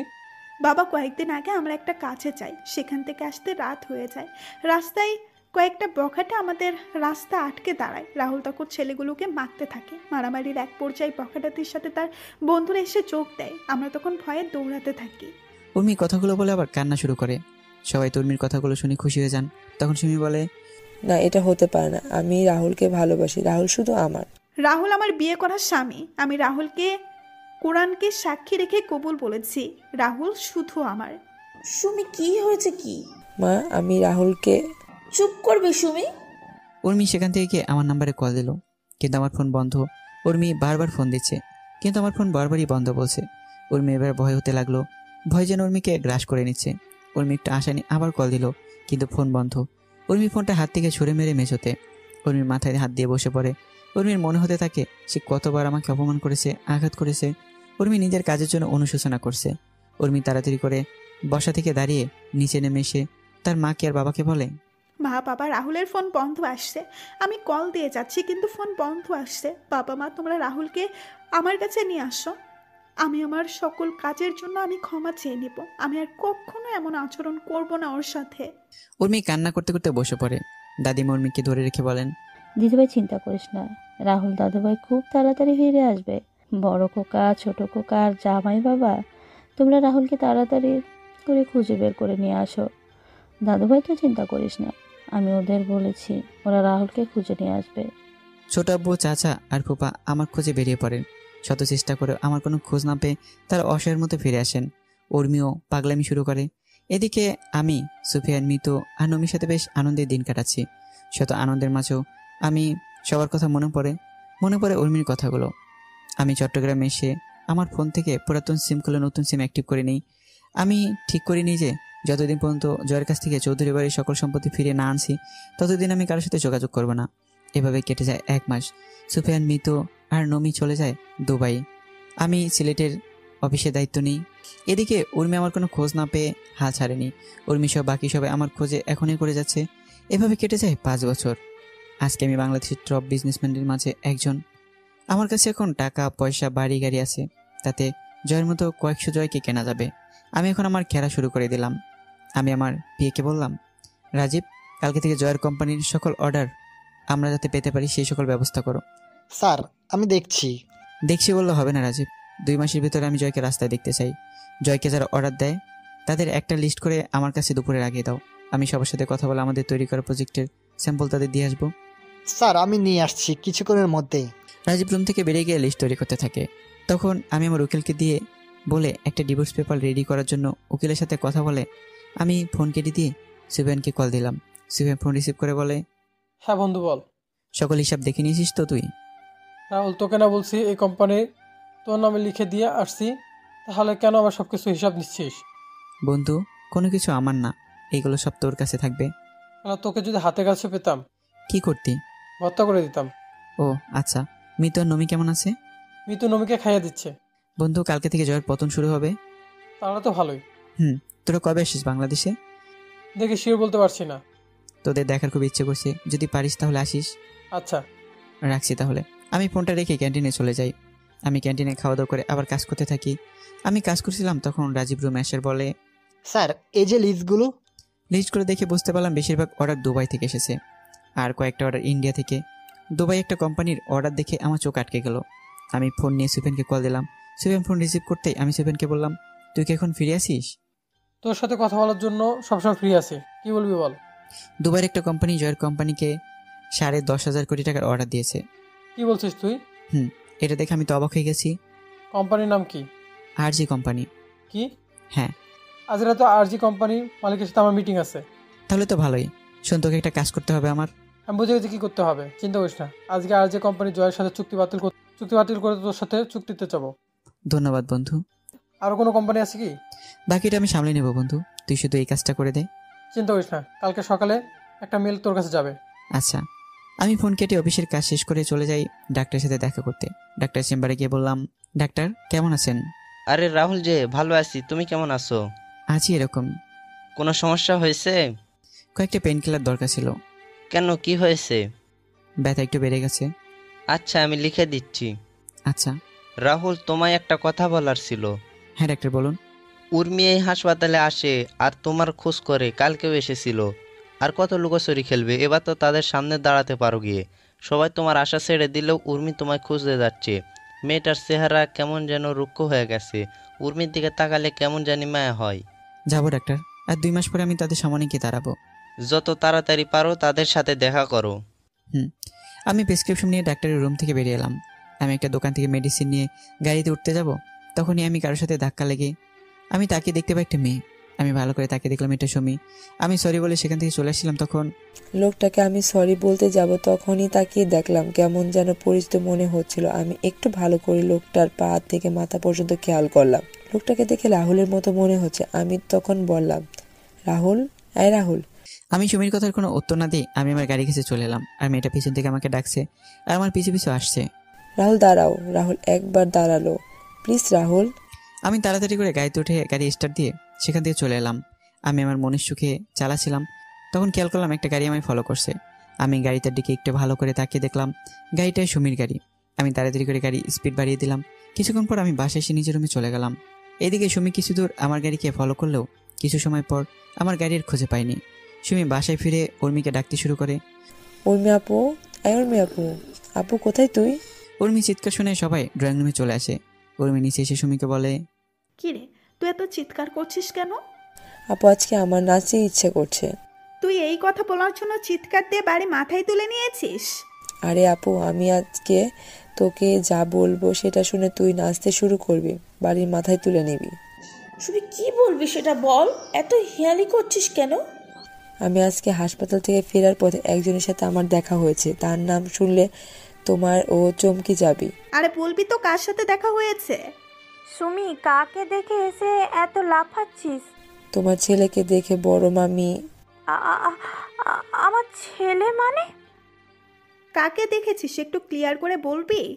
হাসপাতাল থেকে আমি ফেরার সময় দাদিমার মেডিসিন কেনার জন্য আমি একটি ফার্মেসিতে যাই। মেডিসিন কিনে যখন আমি বের হতে যাব তখনই রাহুলকে দেখতে পাই। কি? হ্যাঁ আপু, জানিস আমি পেছন থেকে অনেকবার ডাকলাম কিন্তু রাহুল একবারও পেছন থেকে তাকায়নি। আমি গাড়ি নিয়ে রাহুলের গাড়ি পিছু নেই, কিন্তু রাহুল হয়তো সেটা বুঝতে পারে। গাড়ির স্পিড বাড়িয়ে কোথায় হারিয়ে যায়। কি বলছিস? কি আমার ছেলে এখানে? সুমি, তুই সত্যি বলছিস তো না মজা করছিস? আপু এই দেখ, আমি ফার্মেসি থেকে রাহুলের গাড়ি ওঠার ভিডিও করেছি। সবাই ভিডিওতে স্পষ্ট দেখতে পায় আমাকে। ভিডিওতে আমাকে দেখতে পেয়ে সবাই অনেক খুশি হয়, কিন্তু হঠাৎ করে সবাইকে এড়িয়ে যাওয়ার কারণটা কেউ বুঝতে পারছে না। উর্মি তো আমাকে আবার এই সিলেট শহরে দেখতে পারবে সেটা কখনো চিন্তাও করেনি। এদিকে আমি ফ্রেশ হয়ে এসে বড় রান্না করা খাবার খেয়ে গাড়ি নিয়ে বেরিয়ে পড়ি। জয়কে অর্ডার দেওয়া কোম্পানিগুলোর মালিকদের সাথে এক এক করে দেখা করতে থাকি। অনেকেই আমার তৈরি করা স্যাম্পল দেখে রাজি হয়ে যায়, আর অনেকেই প্রথমে রাজি না হলেও আমি অনেক কষ্টে রাজি করাই। আমি রাতে ক্লান্ত হয়ে বাসায় ফিরছি। ফ্রেশ হয়ে বিছানায় শোয়ামাত্রই আমার ফোন বেজে ওঠে। আমি ফোন হাতে নিয়ে দেখতে পাই সুফিয়ানের ফোন। আমি ফোন রিসিভ করতে সুফিয়ান বলে, কিরে, ঘুমিয়ে পড়ছিস? না, সবার সাথে কথা বলে রাজি করে একটু আগে বাসায় আসলাম। তোর দিকের খবর কি? কালকে সকালে তোর সাথে কথা বলবো। ধন্যবাদ বন্ধু। না না, তোর কাছে রাখ। তোর বউয়ের হাতে রান্না একদিন খাবার খাইয়ে দিস, তাহলে হয়ে যাবে। বউ? আমার কপালে বউ নাই। দূর শালা, ঘুমা, কালকে সকালে দেখা যাবে। আচ্ছা, শুভরাত্রি। আমি খাবার খেয়ে ঘুমিয়ে পড়ি। পরের দিন সকালে আমি ঘুম থেকে উঠে দেখতে পাই আমার জিমেল অ্যাকাউন্টে একটা মেল এসছে। আমি মেলটি পড়ে অনেক খুশি হই। তারপর আমি অফিসে এসে আমার প্রিয় রাজীবকে বলি, রাজীব, অফিসের সকল স্টাফদের 20 মিনিটের ভিতরে আমার মিটিং রুমে দেখতে চাই, তাদের সাথে আমার কিছু গুরুত্বপূর্ণ কথা আছে। আচ্ছা স্যার। কিছুক্ষণ পর রাজীব এসে আমাকে নিয়ে যায় মিটিং রুমে। আমি সবার সাথে কুশল বিনিময় করে সবাইকে উদ্দেশ্য করে বলি, দুবাইয়ের একটা কোম্পানি সহ আমাদের দেশের কয়েকটা কোম্পানি আমাদের তৈরি প্রোডাক্টগুলো দেখে বেশ পছন্দ করেছে। প্রত্যেকটা কোম্পানি প্রথম অবস্থায় 3,500 প্রোডাক্ট অর্ডার করেছে আর সময় দিয়েছে 1 মাস। আমি জানি 1 মাস কখনো সম্ভব না, তবু আমরা সবাই একসাথে কাঁধে কাঁধ মিলিয়ে এই সুযোগটা কাজে লাগিয়ে প্রমাণ করে দেব আমরা পারি। সবার বেতন ডাবল করে দেব, আর যারা ওভার টাইমে কাজ করবে তারা ওভার কাজের জন্য বোনাস পাবে। যে করে হোক আমাদের জয় গ্রুপ কোম্পানিকে পথে নিয়ে আসতেই হবে। আমি অফিসে জয়েন করার পর আমার কষ্টের কথাগুলো আপনাদের সাথে শেয়ার করেছি, কারণ আপনারা সবাই হলেন আমার আরেকটা পরিবার। এখন আপনারা যদি আমার সহযোগিতা করেন তাহলে এই জয়কে ওর পাপের শাস্তি দিতে পারবো। এখন বাকিটুকু আপনাদের ইচ্ছা। তখন সবাই মিলে একসাথে বলে ওঠে, স্যার, আমরা আমাদের নিজেদের সবটা দিয়ে কাজ করে যাব। স্যার, আমরা আপনার সাথে আছি সবসময় এবং সবসময় থাকবো। আমি সবাইকে ধন্যবাদ জানিয়ে দিলাম। সত্যি আমি আপনাদের কাছে কৃতজ্ঞ। আপনারা তাহলে কাজ শুরু করে দিন। এদিকে জয় জানতে পারে তার সকল অর্ডার ক্যান্সেল হয়ে গেছে এবং অর্ডারগুলো আর চৌধুরী নামে এক কোম্পানিকে দেওয়া হয়েছে। জয় সব শুনে চিৎকার করে বলে, না না, এটা হতে পারে না। আমি যদি অর্ডারগুলো না পাই তাহলে আমার রাস্তায় নামতে হবে। ব্যাংক থেকে নেওয়া ঋণ যদি পরিশোধ করতে না পারি তাহলে আমার সব কিছু শেষ হয়ে যাবে। জয় যখন অফিস থেকে বের হয়ে যাবে তখন তার কোম্পানির শ্রমিকরা এসে জয়কে বলে তাদের বেতন দেওয়ার জন্য। 3 মাসের বেতনের জন্য তার ফ্যাক্টরির মেশিন নষ্ট হয়ে গেছে। কিসের বেতন? তোদের কোনো বেতন দেওয়া যাবে না। চুপচাপ গিয়ে কাজ কর, নাহলে সব কটাকে বের করে দিব।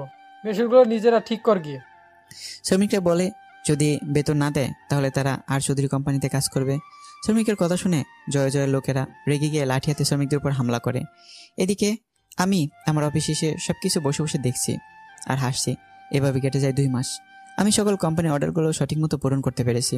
আমি আমার উচিত টাকা থেকে আমার কোম্পানির স্টাফদের ডাবল বেতন সহ বোনাস প্রদান করি। কোম্পানির সবাই অনেক খুশি আজকে। এদিকে ব্যাংক জয়ের সবকিছু বাজেয়াপ্ত করে নিলামে তোলে। জয় চুপচাপ বসে আছে এক কোণে। জয় অনেক চেষ্টা করেছিল আর চৌধুরীর সাথে দেখা করার জন্য, কিন্তু পারেনি, তাই জয় বসে আছে। নিলামে জয়ের সম্পত্তি অনেক বিজনেসম্যানরা কেনার জন্য বসে আছে। নিলাম শুরু হলে একজন একজন করে তাদের বাজেট অনুযায়ী দাম বলছে। নিলামের শেষ পর্যায়ে আমি গিয়ে বলে উঠলাম 80 কোটি টাকা। সবাই শুনে পিছনে তাকে দেখতে পায় আমাকে দেখে সবাই অবাকে তাকিয়ে আছে। তখন নিলামকর্মী মাইকে ঘোষণা করে জয় সম্পত্তি 80 কোটি টাকায় বিক্রি করে দেন। আমি টাকা পরিশোধ করে কাগজ বুঝিয়ে নিয়ে যখন চলে যাব তখন জয় আমার সামনে এসে বলে, কে তুই? 40 কোটি টাকা সম্পত্তিতে 80 কোটি টাকা দিয়ে কিনে নিলি? তখন রাজীব পাশ থেকে বলে ওঠে, উনি হচ্ছেন বাংলাদেশের টপ বিজনেসম্যান আর চৌধুরী। তখন জয় অবাক হয়ে যায় আর বলে, তার মানে তুই আমায় এভাবে রাস্তায় নামিয়ে নিয়ে এসেছিস? তখন আমি বললাম, রাস্তার কুত্তাকে তো রাস্তায় সুন্দর মানায়। কি বললি তুই? তুই যেভাবে আমার ছোট আব্বুর কাছ থেকে ওনার সম্পত্তি হাতিয়ে নিয়েছিস, ঠিক তেমনি আমি সেই সম্পত্তিগুলো তোর কাছ থেকে নিয়ে নিলাম। আমি অবশ্য তোর মতো বেইমানি করে নিইনি, আমি লিগালি নিয়েছি সব। ছোট আব্বু মানে? আর কে তুই? তোকে তো চেনা চেনা মনে হচ্ছে। মনে আছে এই বাড়িতে এই জায়গায় দাঁড়িয়ে তোকে আমি কি বলেছিলাম? কি বলেছিলি? জায়গা এটাই থাকবে, বাড়ি এটাই থাকবে, তফাৎ শুধু হবে আমি বাড়ির মালিক আর আপনি রাস্তার করতে হবেন। রাহুল তুই? যাক, চিনতে পেরেছেন তাহলে। কিন্তু কি করে তুই? চৌধুরী বাড়ির চাকর যখন টপ বিজনেসম্যান, এটা বিশ্বাস হচ্ছে না? জানেন তো, ইচ্ছেটা যদি পবিত্র হয় তাহলে সৃষ্টিকর্তা কাউকে কখনো নিরাশ করে না। আমার ইচ্ছেটা ছিল পবিত্র, তাই তো আমি বাংলাদেশের টপ বিজনেসম্যান। আপনাকে আপনার শ্বশুরবাড়ি নিউজের জন্য বাইরে আপনার শালা আর সমুদ্রের অপেক্ষা করছে। আজকে আসি তাহলে। ওইদিকে সবাই নিউজে দেখছে কোনো এক আর চৌধুরী 80 কোটি টাকা দিয়ে দেউলদিয়া জয়ের সমস্ত সম্পত্তি কিনে নিয়েছে। এই নিউজ দেখে সবার মনে হাসি ফুটে ওঠে। তখন দাদিমা বলেন, দেখছো তোমরা সৃষ্টিকর্তা কিভাবে শয়তানকে শাস্তি দিয়েছেন? আমি বলেছিলাম না, জয় তার পাপের সাথে একদিন ঠিকই পাবে। হ্যাঁ মা, সৃষ্টিকর্তা আপনার কথা শুনেছেন। এখন শুধু আমার ছেলেটাকে আমার কাছে যেন ফিরিয়ে দেন, সেটা সৃষ্টিকর্তার কাছে চাই। এদিকে আমি গাড়িতে এসে রাজীব আর ড্রাইভারকে বিদায় দিয়ে আমি নিজে গাড়ি ড্রাইভ করে শুরু করি। আমি চিন্তা করছি ওই বাড়ি যখন সবাই জানতে পারবে তারা হারানো সব কিছু ফিরে পেয়েছে, তখন তারা কতটা খুশি হবে। আমি কোর্টে এসে ডিভোর্সের কাগজটা নিয়ে প্রভুদের বাসার উদ্দেশ্যে রওনা দিলাম। হঠাৎ করে আমার পেটের ডান পাশে ব্যথা শুরু হয়, সাথে আমার মুখ দিয়ে রক্ত বাড়াও শুরু হয়। আমি গাড়ি থামিয়ে গাড়ি থেকে নেমে সোজা জল দিয়ে মুখ ধুয়ে একটা পেন কিলার খেয়ে নিই। আমি গাড়িতে এসে আবার গাড়ি চালানো শুরু করি, কিন্তু ব্যথাটা যেন কমছে না। আমি ফুপুদের বাসায় এসে পৌঁছাতে সন্ধ্যা হয়ে যায়। আমি বাসার কাছে এসে বেল বাজাই। কিছুক্ষণ পর আমার ফুপু এসে দরজা খুলে দিলেন। আমাকে দেখে ফুপু তো অবাক হয়ে যান। ফুপু আমাকে জোরে ধরে কান্না করে দিলেন। আমি ফুপুকে শান্ত করে তখন ফুপু আমাকে বলেন, রাহুল কেমন আছিস তুই? এতদিন পর আমাদের কথা মনে পড়লো তোর? মনে পড়তো, কিন্তু কাজের জন্য আসতে পারিনি। তুমি কেমন আছো ফুপু? এতদিন ভালো ছিলাম, এখন থেকে ভালো থাকবো। আর জয়কে রাস্তায় না নেমে আসতাম কি করে বলো তুমি? মানে? বাকি সবাই কোথায় ফুপু? সবাই বাসায় আছে, তুই দাঁড়া, আমি ডাকছি সবাইকে। ভাইয়া, ভাবি, মা, উর্মি, সুমি, কোথায় তোমরা? তাড়াতাড়ি নিচে আসো, দেখে যাও কে এসছে। ফুপুর আওয়াজ শুনে সবাই নিচে আসে। নিচে এসে সবাই আমাকে দেখে তো অবাক। ছোট আম্মু আমাকে জোরে ধরে কান্না করে দিলেন। আমি ছোট আম্মুকে জোরে ধরে আসি। উর্মি আমাকে দেখে উর্মির মুখে ফুটে ওঠে এক তৃপ্তির হাসি। তখন দাদিমা আমাকে ধরে কান্না করে বলেন, দাদুভাই, এতদিন পরে আমাদের কথা মনে পড়লো তোর। এবার হয়তো মরতে পারবো শান্তিতে। সৃষ্টিকর্তা হয়তো তোর দেখা পাওয়ার জন্যই আমায় এতদিন বাঁচিয়ে রেখেছিলেন। আমি দাদিমাকে জোরে ধরে বললাম, কি করব? তোমাদের সাথে জয় যা করেছে সেটার প্রতিশোধ নিতে হবে না? জয় থেকে সবকিছু ফিরে আনার জন্যই তো আমি এতদিন ধরে আসতে পারিনি। তবে আজকে জয়ের থেকে সবকিছু ফিরে নিয়ে আসছি। আর হইলো তোমাদের মরার কথা। তোমার এই নাতি থাকতে এত সাহস কার আছে যে তোমায় নিয়ে যাবে? ফিরিয়ে আনার জন্য মানে? আজকে আর চৌধুরী নামের একজন জয় সহ সম্পত্তি কিনে নিয়েছে। ছোট আব্বু, আমি জয়ের থেকে সবকিছু কেড়ে নিয়ে সেই আর চৌধুরী। কথাটা বলে আমি একবার সবার দিকে তাকিয়ে নিলাম। এক নজরে আমি সবাইকে দেখলাম। সবাই আমার দিকে এক দৃষ্টিতে তাকিয়েছে। তখন আমি আমার সাথে না সুটকেস থেকে একটা ফাইল বের করি। আর আমার ছোট আব্বু বলে, ছোট আব্বু, এই ফাইলটা নাও। এটা কিসের ফাইল? জয় যা তোমার কাছ থেকে বেমানি করে নিয়েছিল, আমি সেগুলো আবার তোমার কাছে ফিরিয়ে দিলাম। তোমার এই ছেলে তোমাকে বলেছিল তোমার হারানো সবকিছু ফিরিয়ে দেবে। এই নাও তোমার হারানো সবকিছু। আমার কথা শুনে অবাক হয়ে আছে, কেউ কিছু বলছে না। তখন ছোট আম্মু আমাকে বলে, কিন্তু তুই কি করে এসব করলি? খান গ্রুপ অফ কোম্পানির মালিক ইসলাম খানের ছেলে হলো আমার বন্ধু সুফিয়ান। সুফিয়ানের সাথে আমি চট্টগ্রামে দেখা করি। তারপর সুফিয়ানকে সব কিছু খুলে বলি। তখন সুফিয়ান সব শুনে আমায় সাহায্য করে। তারপর আমি এই পর্যায়ে আসি। ছোট আম্মু, আমি চলে যাব একটু পরেই। আমার কথা শুনে উর্মির মুখটা কালো হয়ে যায়। উর্মি সেখান থেকে তার রুমে চলে যায়। উর্মি চলে যাওয়া আমার চোখ এড়ায়নি।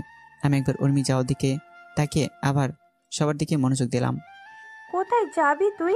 কোথায় যাব জানি না, তবে অনেক দূরে চলে যাব। আমি কথাটা বলে সুমি সামনিকে বললাম, কিরে ফাজিল, কেমন আছিস? আর কয়েকদিন পর তো ডাক্তার হয়ে যাবি তুই। তোমার সাথে আমার কোনো কথা নাই। অয়ের, তুমি জানলে কি করে? আমি সব জানি। এখন বল, আমার সাথে কথা বলবি না কেন? 2 মাস আগে তোমাকে কতবার ডাকছিলাম, কিন্তু তুমি কি করলে? আমার কোনো ডাক শুনলে না, চলে গেলে বরং। আচ্ছা, আমার ভুল হয়েছে, আমায় ক্ষমা করে দিন। না, কোনো ক্ষমা নাই। আমি আর কয়েক ডজন চকলেট এনেছিলাম তোর জন্য, কিন্তু তুই তো কথাই বলবি না আর আমায় ক্ষমাও করবি না। তাহলে কি আর করার, সেগুলো আবার নিয়ে যাব। আচ্ছা, নিয়ে যাও, আমি কি মানা করেছি? আচ্ছা। আমি সুটকেসটা নিয়ে সিঁড়ি বেয়ে উপরে উঠছিলাম, তখন সুমি বলে, দাঁড়াও। কেন? আমার চকলেটগুলো দিয়ে তারপর তোমার বউয়ের কাছে যাও। বউ মানে? দাদুভাই, আমরা তোর আর উর্মির বিয়ের ব্যাপারে জেনে গেছি। ও ভালো। কি হলো, চকলেট কই? এই নে চাবি, গাড়ি থেকে দেখ রাখা আছে। এবার তোমার সাথে গিয়ে করতে পারো। কি করবো রে ফাজিল? দেখা আর চকলেট আনার জন্য ধন্যবাদ। আমি গিয়ে সিঁড়ি বেয়ে পড়ে যাচ্ছি আর বাকি সবাই হাসছে। আমি একবার সবার দিকে তাকিয়ে উপরে চলে যাই। আমি উর্মির দরজার সামনে গিয়ে কড়া নাড়ি। তখন উর্মি বলে, কে? ম্যাডাম, আমি রাহুল। কি চাই? আমার কিছুই চাই না ম্যাডাম, অনেক কিছু পেয়েছি আপনার এই পরিবার থেকে। আপনাকে কিছু দিতে চাই ম্যাডাম। আয় ভেতরে আয়। ম্যাডামের কণ্ঠ শুনে বুঝতে পারলাম ম্যাডাম কান্না করছিল। আমি রুমে ঢুকে ম্যাডামের দিকে তাকালাম, দেখলাম ম্যাডামের চোখ লাল হয়ে আছে আর চোখগুলো ফুলে আছে। ম্যাডামকে বললাম, ম্যাডাম কি হয়েছে? কই, কিছু হয়নি তো। উর্মি আমার দিকে একবার তাকিয়ে অন্যদিকে মুখ ফিরে কথাটা বলল, তাহলে আপনি কান্না করছিলেন কেন? আমি কোথায় কান্না করছিলাম? আপনার চোখ মুখ দেখে বোঝা যাচ্ছে। আর বিশেষ না হলে পাঠক আর পাঠিকাদের জিজ্ঞেস করেন। কি জন্য আসছিস বল, তুই না বললি চলে যাবি? আপনার শেষ ইচ্ছাটা পূরণ করতে এলাম। কি? আমি হঠাৎ করে পেটে ধরে বসে পড়ি। আমার হাত থেকে সুটকেসটা পড়ে যায়। সুটকেস পড়ার শব্দে উর্মি ঘুরে তাকায়। আমি তাকিয়ে দেখলাম রাহুল মেঝেতে পেটে হাত দিয়ে বসে আছে। আমি রাহুলের কাছে গিয়ে বললাম, রাহুল কি হয়েছে? আমি ঠিক আছি, আমি একটু সুটকেসটা রেখে দিবেন? তুই আগে বিছানায় বসে একটু রেস্ট নে, তারপর কথা বলা যাবে। না ম্যাডাম, আমার হাতে সময় নেই, আপনি সুটকেসটা দিন। সুটকেস মেঝেতে থেকে তুলে এনে রাহুলের হাতে দিলাম। সুটকেস থেকে ডিভোর্স পেপারটা বের করে আমি সাইন করে দিলাম। ম্যাডামের দিকে কাগজটা এগিয়ে দিয়ে বললাম, ম্যাডাম এই কাগজটার জন্য আপনি হয়তো 5 বছর 2 মাস অপেক্ষা করেছেন। এত বছর অপেক্ষা করানোর জন্য আমি সত্যিই দুঃখিত ম্যাডাম। ডিভোর্স পেপারে আমি সাইন করেছি দেখে উর্মি চোখের জল চিকচিক করছে, যে কোনো সময় হয়তো জল গড়িয়ে পড়বে। উর্মি আমার দিকে অশ্রুসিক্ত চোখে তাকিয়ে কান্না করে বলে, রাহুল, আমায় কি ক্ষমা করা চায় না? কি জন্য ক্ষমা করব? তাহলে আমায় ডিভোর্স দিচ্ছ কেন? আপনি একটা জিনিসই তো আমার কাছে চেয়েছেন, আমি আপনাকে না করি কিভাবে? সবসময় তো আমায় বাদ দিন ওইসব কথা। রাহুল, আমায় আপন করে নেওয়া চায় না? আগের সব কিছু কি ভোলা যায় না? ম্যাডাম আমি আসি, আমাদের ডিভোর্স হয়ে গেছে ম্যাডাম, আর এখন তো সব শেষ হয়ে গেছে। রাহুল, প্লিজ আমায় মাফ করে দাও। আমি জানি আমি তোমার সাথে যা করেছি সেটা ক্ষমার যোগ্য না। আমি সেদিন সত্যিটা জানতে পেরেছি। সেই দিন নিজের করা কাজের জন্য আর নিজের উপর ঘৃণা হয় আমার ডিভোর্স লাগবে না রাহুল। আমার শুধু তোমাকে প্রয়োজন, আর কখনো আমি তোমাকে অবহেলা করব না। আমায় একটা সুযোগ দাও তুমি। ম্যাডাম সেটা সম্ভব না। আর ভালো থাকবেন, ভালো কাউকে বিয়ে করে নেবেন, পারলে এই চাকরটাকে মাফ করে দিন। রাহুল, রাহুল, আমার কথাটা। আমি যখন উর্মির ঘর থেকে বেরোতে যাব তখনই উর্মি আমাকে পেছন থেকে জড়িয়ে ধরে। উর্মি আমাকে ঘুরিয়ে শক্ত করে জড়িয়ে ধরে বলে, তোমায় কোথাও যেতে দেব না। এভাবে জড়িয়ে ধরে রাখবো আমি? রাহুল, আমি তোমাকে ভালোবাসি। প্লিজ আমায় আর শাস্তি দিও না। এই কয়েক বছর আমি নিজের কাজের জন্য নিজের অনুশোচনায় ভুগছি। শেষবারের মতো আমায় একটিবার আপন করে নাও। আমি আর কখনো তোমায় কষ্ট দিব না। কি হলো, কথা বলছো না কেন রাহুল? আমি জানি আমি অনেক খারাপ কাজ করেছি ছোটবেলা থেকে, কিন্তু সব কিছুর জন্য আমি ক্ষমা চাইছি রাহুল। আমি চুপ করে আছি। রাহুল, আমি আমার ভালোবাসা দিয়ে আগের সব স্মৃতিগুলো মুছে দেব। তুমি যেমনটা চাইবে আমি তেমন করে চলবো। তবুও তুমি আমায় আর ছেড়ে যেও না। তুমি যদি এবার আমায় ছেড়ে যাও তাহলে আমি সত্যি সত্যি মারা যাব। রাহুল, আমায় ক্ষমা করে একটিবার আপন করে নাও প্লিজ, প্লিজ। কি হলো, কথা বলছো না কেন তুমি? আমি এবারও চুপ। উর্মি হঠাৎ তার পিঠে অনুভব করে পানি জাতীয় তরল কিছু পড়ছে। উর্মি আমাকে ছেড়ে দিতেই আমি মাটিতে পড়ে যাই। উর্মি দেখতে পায় আমার মুখ থেকে রক্ত পড়ছে। উর্মি চিৎকার করে রাহুল বলে আমাকে জড়িয়ে ধরে। উর্মি তাড়াতাড়ি করে জল নিয়ে এসে আমার চোখে মুখে দিতে থাকে। উর্মি কান্না করছে আর বলছে, এই রাহুল, একবার চোখ খোলো, তোমার কিছু হতে পারে না। এই রাহুল, একটিবার চোখ খোলো না প্লিজ। চোখটা খোলো রাহুল, তুমি আমার সাথে এমনটা করতে পারো না। রাহুল, হ্যাঁ রাহুল। উর্মি আমার চোখ মুখে জল ছিটে দিচ্ছে আর আমাকে ডাকছে। হঠাৎ করে আমি চোখ খুলে তাকাই। আমাকে চোখ খুলে দেখে উর্মি আমাকে জড়িয়ে ধরে আমার সমস্ত মুখে কিস করতে থাকে। তখন আমি কাবা কাবা কণ্ঠে বলি, ম্যাডাম আপনাকে ছোট থেকে একটা কথা বলবো বলে বলা হয়ে ওঠেনি, কিন্তু এখন না বলেও পারছি না, হয়তো আবার বলা হয়ে উঠবে না। রাহুল, তোমার কিছু হবে না। তুমি ঠিক হয়ে যাবে খুব তাড়াতাড়ি। তুমি সুস্থ হয়ে গেলে আমি তোমার সব কথা শুনবো। তোমায় এখন হাসপাতালে নিয়ে যেতে হবে। দাঁড়াও, মা, বাবা, চাচু, সুমি। সুমি সবেমাত্র চকলেট নিয়ে তার রুমে আসছে তখন উর্মি চিৎকার শুনতে পায়। তাড়াতাড়ি করে সুমি উর্মির রুমের দিকে পা বাড়ায়।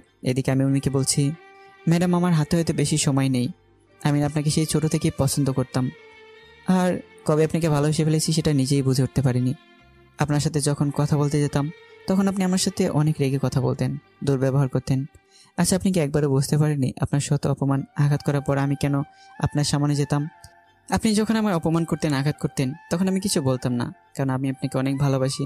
আপনার এমন আচরণে আমি অনেক কষ্ট পেতাম, কিন্তু সেগুলো প্রকাশ করতাম না। আচ্ছা ম্যাডাম, আমি চাকর বলে কি আপনার ভালোবাসা পাওয়ার অযোগ্য? সত্যি কি আপনি বুঝতে পারেননি আমার ভালোবাসা? আমি কথাগুলো বলছিলাম, আমার চোখ দিয়ে জল পড়ছিল, আমার চোখগুলো ঝাপসা হয়ে আসছে। উর্মি আমাকে জড়িয়ে ধরে কান্না করে বলে, ভালোবাসি তো, আমি তোমায় অনেক ভালোবাসি Rahul. I love you Rahul, I love you very much. চোখগুলো বন্ধ হয়ে আসছে। আমি ম্যাডামের দিকে তাকিয়ে আছি। তখন ম্যাডাম আবার বলেন, এই রাহুল, কথা বল না। ভালোবাসি তো আমি তোকে, তুই শুনতে পাচ্ছিস না? আমায় ক্ষমা করে দিয়ে আপন করে নিবি না বল? আরে ম্যাডাম, আপনি কি করছেন? আমার জন্য আপনাকে কান্না করার শোভা পায় না। দেখুন না ম্যাডাম, এই পৃথিবীতে এসেছিলাম অনাথ হয়ে, এখন যাচ্ছিও অনাথ হয়ে। ক্ষমা তো আপনার কাছে চাওয়া উচিত আমার। আচ্ছা, আমি আসি এবার ম্যাডাম। তখন সুমি রুমে এসে দেখতে পায় উর্মি মাটিতে বসে আমাকে জড়িয়ে ধরে কান্না করছে। তখন সুমি বলে, আপু, রাহুলের কি হয়েছে? এই অবস্থা কেন? জানি না, হঠাৎ করে পেটে হাত দিয়ে বসে পড়ে আর মুখ দিয়ে রক্ত বের হচ্ছে। তুই তো ডাক্তার, একটু দেখ না বোন। আপু, রাহুলকে তাড়াতাড়ি করে হাসপাতাল নিয়ে যেতে হবে। আমার কিছু হয়নি, আমি ঠিক আছি। আমায় নিয়ে এত টেনশন করবেন না। আমায় একটু সাহায্য করো যাতে আমি দাঁড়াতে পারি। এই বলে আমি অনেক কষ্টে উঠে দাঁড়াই। আমি যখন উর্মির রুম থেকে বেরোতে যাব তখন আমি আবার পেটে হাত দিয়ে বসে পড়ি। উর্মি দেখতে পেলো আমি আবার বসে পড়ি। আর আমার মুখ দিয়ে রক্ত পড়ছে। এবার উর্মি আর সুমি চিৎকার করে বলে, ও মা রাহুল, রাহুলকে জড়িয়ে ধরলাম। রাহুল, কি হয়েছে তোমার? খুব কষ্ট হচ্ছে তোমার? কথা বলো না রাহুল। উর্মি নিজেকে সামলাতে পারলো না। মা, বাবা, মামা, মামি, তাড়াতাড়ি উপরে আসো। উর্মি এবার জোরে জোরে তার মা বাবাকে ডাকতে লাগলো। মা, বাবা। উর্মি আর সুমি চিৎকার শুনে নিচ থেকে সবাই উর্মি রুমে চলে আসে। সবাই দেখতে পায় উর্মি আমাকে জড়িয়ে ধরে কান্না করছে আর আমাকে ডাকছে, কিন্তু আমি নিশ্চুপ। তারপর সবাই মিলে আমাকে হাসপাতালে নিয়ে চলে গেল। আমাকে তাড়াতাড়ি করে অপারেশন থিয়েটারে নেওয়া হয়। অন্যদিকে অপারেশন থিয়েটারের বাইরে সবাই বসে কান্না করছে। ভেতরে আমার অপারেশন চলছে। হঠাৎ ডাক্তার খেয়াল করেন আমার নিঃশ্বাস চলছে না। আমার বুক চাপ দিয়ে চেষ্টা করা হলো, কিন্তু ডাক্তাররা ব্যর্থ হলেন। ডাক্তার আমার মুখ থেকে অক্সিজেন মাস্ক খুলে নিলেন আর বন্ধ হয়ে গেল আমার শ্বাস প্রশ্বাস চিরকালের জন্য। আমি চলে গেলাম এই পৃথিবীর মায়াজাল থেকে পরপার যাত্রায়। অপারেশন থিয়েটারে সবাই একদৃষ্টিতে তাকিয়েছে আমার প্রাণহীন দেহটার দিকে। তখন ডাক্তার নার্সকে বললেন, ডেড বডিটাকে বাইরে নিয়ে যাও। আপনারা ঠিকই শুনেছেন, মানুষের প্রাণহীন দেহটাকে ডাক্তারদের ভাষায় ডেড বডি বা লাশই বলে। ডাক্তারের কথায় নার্স ডেড বডির উপর সাদা চাদর জড়িয়ে স্ট্রেচারে করে ঠেলতে ঠেলতে অপারেশন থিয়েটার থেকে বের করে উর্মিদের সামনে রেখে চলে যায়। সাদা চাদরে মোড়ানো ডেড বডিটা দেখে সবার যেন প্রাণটা বেরিয়ে যাবার উপক্রম। উর্মি কাঁপা কাঁপা হাতে সাদা চাদর জড়িয়ে দেখতে পায় রাহুল খুব সুন্দর করে ঘুমিয়ে আছে। রাহুলকে ঘুমন্ত অবস্থায় দেখতে কি সুন্দর লাগছে। উর্মি রাহুলকে জড়িয়ে ধরে কান্না করছে। মনে হচ্ছে সে রাহুলকে তার ভিতরে লুকিয়ে রাখবে, তার থেকে তার রাহুলকে কেউ কেড়ে নিতে পারবে না। ছোট আম্মু, দাদিমা, ফুপি, সুমি, ফুপা, উর্মির কান্নার আওয়াজে হাসপাতাল জুড়ে বিরাজ করছে এক বিষণ্ণতার সুর। ছোট আব্বু, চাচা, ফুপা নীরবে চোখে জল ফেলছে। পরের দিন সকালে রাহুলের ডেড বডি নিয়ে যাওয়া হয় সেই চৌধুরী বাড়ির, যেখানে 5 বছর আগেও রাহুল ছিল জীবন্ত। আর আজকে রাহুল এই বাড়িতে লাশ হয়ে ফিরছে। রাহুল এই চৌধুরী বাড়িটা রক্ষা করার জন্য নিজের জীবনটা এভাবে বিলিয়ে দিল। দুপুরে রাহুলকে জানাজা পড়ানোর আগে শেষবারের মতো সবাই এসে দেখে যায়। ছোট আম্মু তো পাথরের মতো শক্ত হয়ে গেছে। তার ছেলে খাটিয়ার পাশে বসে আছে, কোনো কথাই বলছে না। উর্মি এসে রাহুলের পাশে বসে রাহুলকে জড়িয়ে ধরে বলে, এত অভিমান করলে আমার উপরে তুমি? একটিবার ক্ষমা করে দিয়ে আমায় তো আপন করে নিতে পারতে। আমি তো অনেক খারাপ, তাই তো তুমি আমায় এভাবে ছেড়ে চলে গেলে। কি শান্তির ঘুম ঘুমাচ্ছ, তাই না? তারপর রাহুলকে নিয়ে যাওয়া হয় মসজিদে। জানাজা পড়ে নিয়ে যাওয়া হয় কবরস্থানে। রাহুল চলে যায় এই নিষ্ঠুরতম পৃথিবী ছেড়ে। অন্ধকার জগতের সেই কবরে যেতে হবে একা নিজেকে। রাহুলকে জড়িয়ে ধরে উর্মিও পাগল হয়ে যায়। চৌধুরী বাড়ি পরিণত হয় মৃত বাড়িতে। উর্মি নিজেকে সারাক্ষণ একটা রুমের মধ্যে আটকে রাখে আর রাহুলের ছবির সাথে কথা বলে, হাসে, আবার কান্নাও করে। তো বন্ধুরা, সবশেষে আবার আরেকটা কথা বলছি, সব গল্পের সমাপ্তি আনন্দের হয় না। কিছু গল্পের সমাপ্তি হয় বেদনাদায়ক, বিষণ্ণতাময়, যেমনটা এই গল্প হয়েছে। পরিশেষে একটা কথা, চাকর হোক বা কাজের লোক, তাদের প্রাপ্য সম্মানটুকু আমাদের দেওয়া উচিত। এই পৃথিবীতে কোনো কাজই কিন্তু ছোট নয়। মানুষ বেঁচে থাকে তার কর্মে,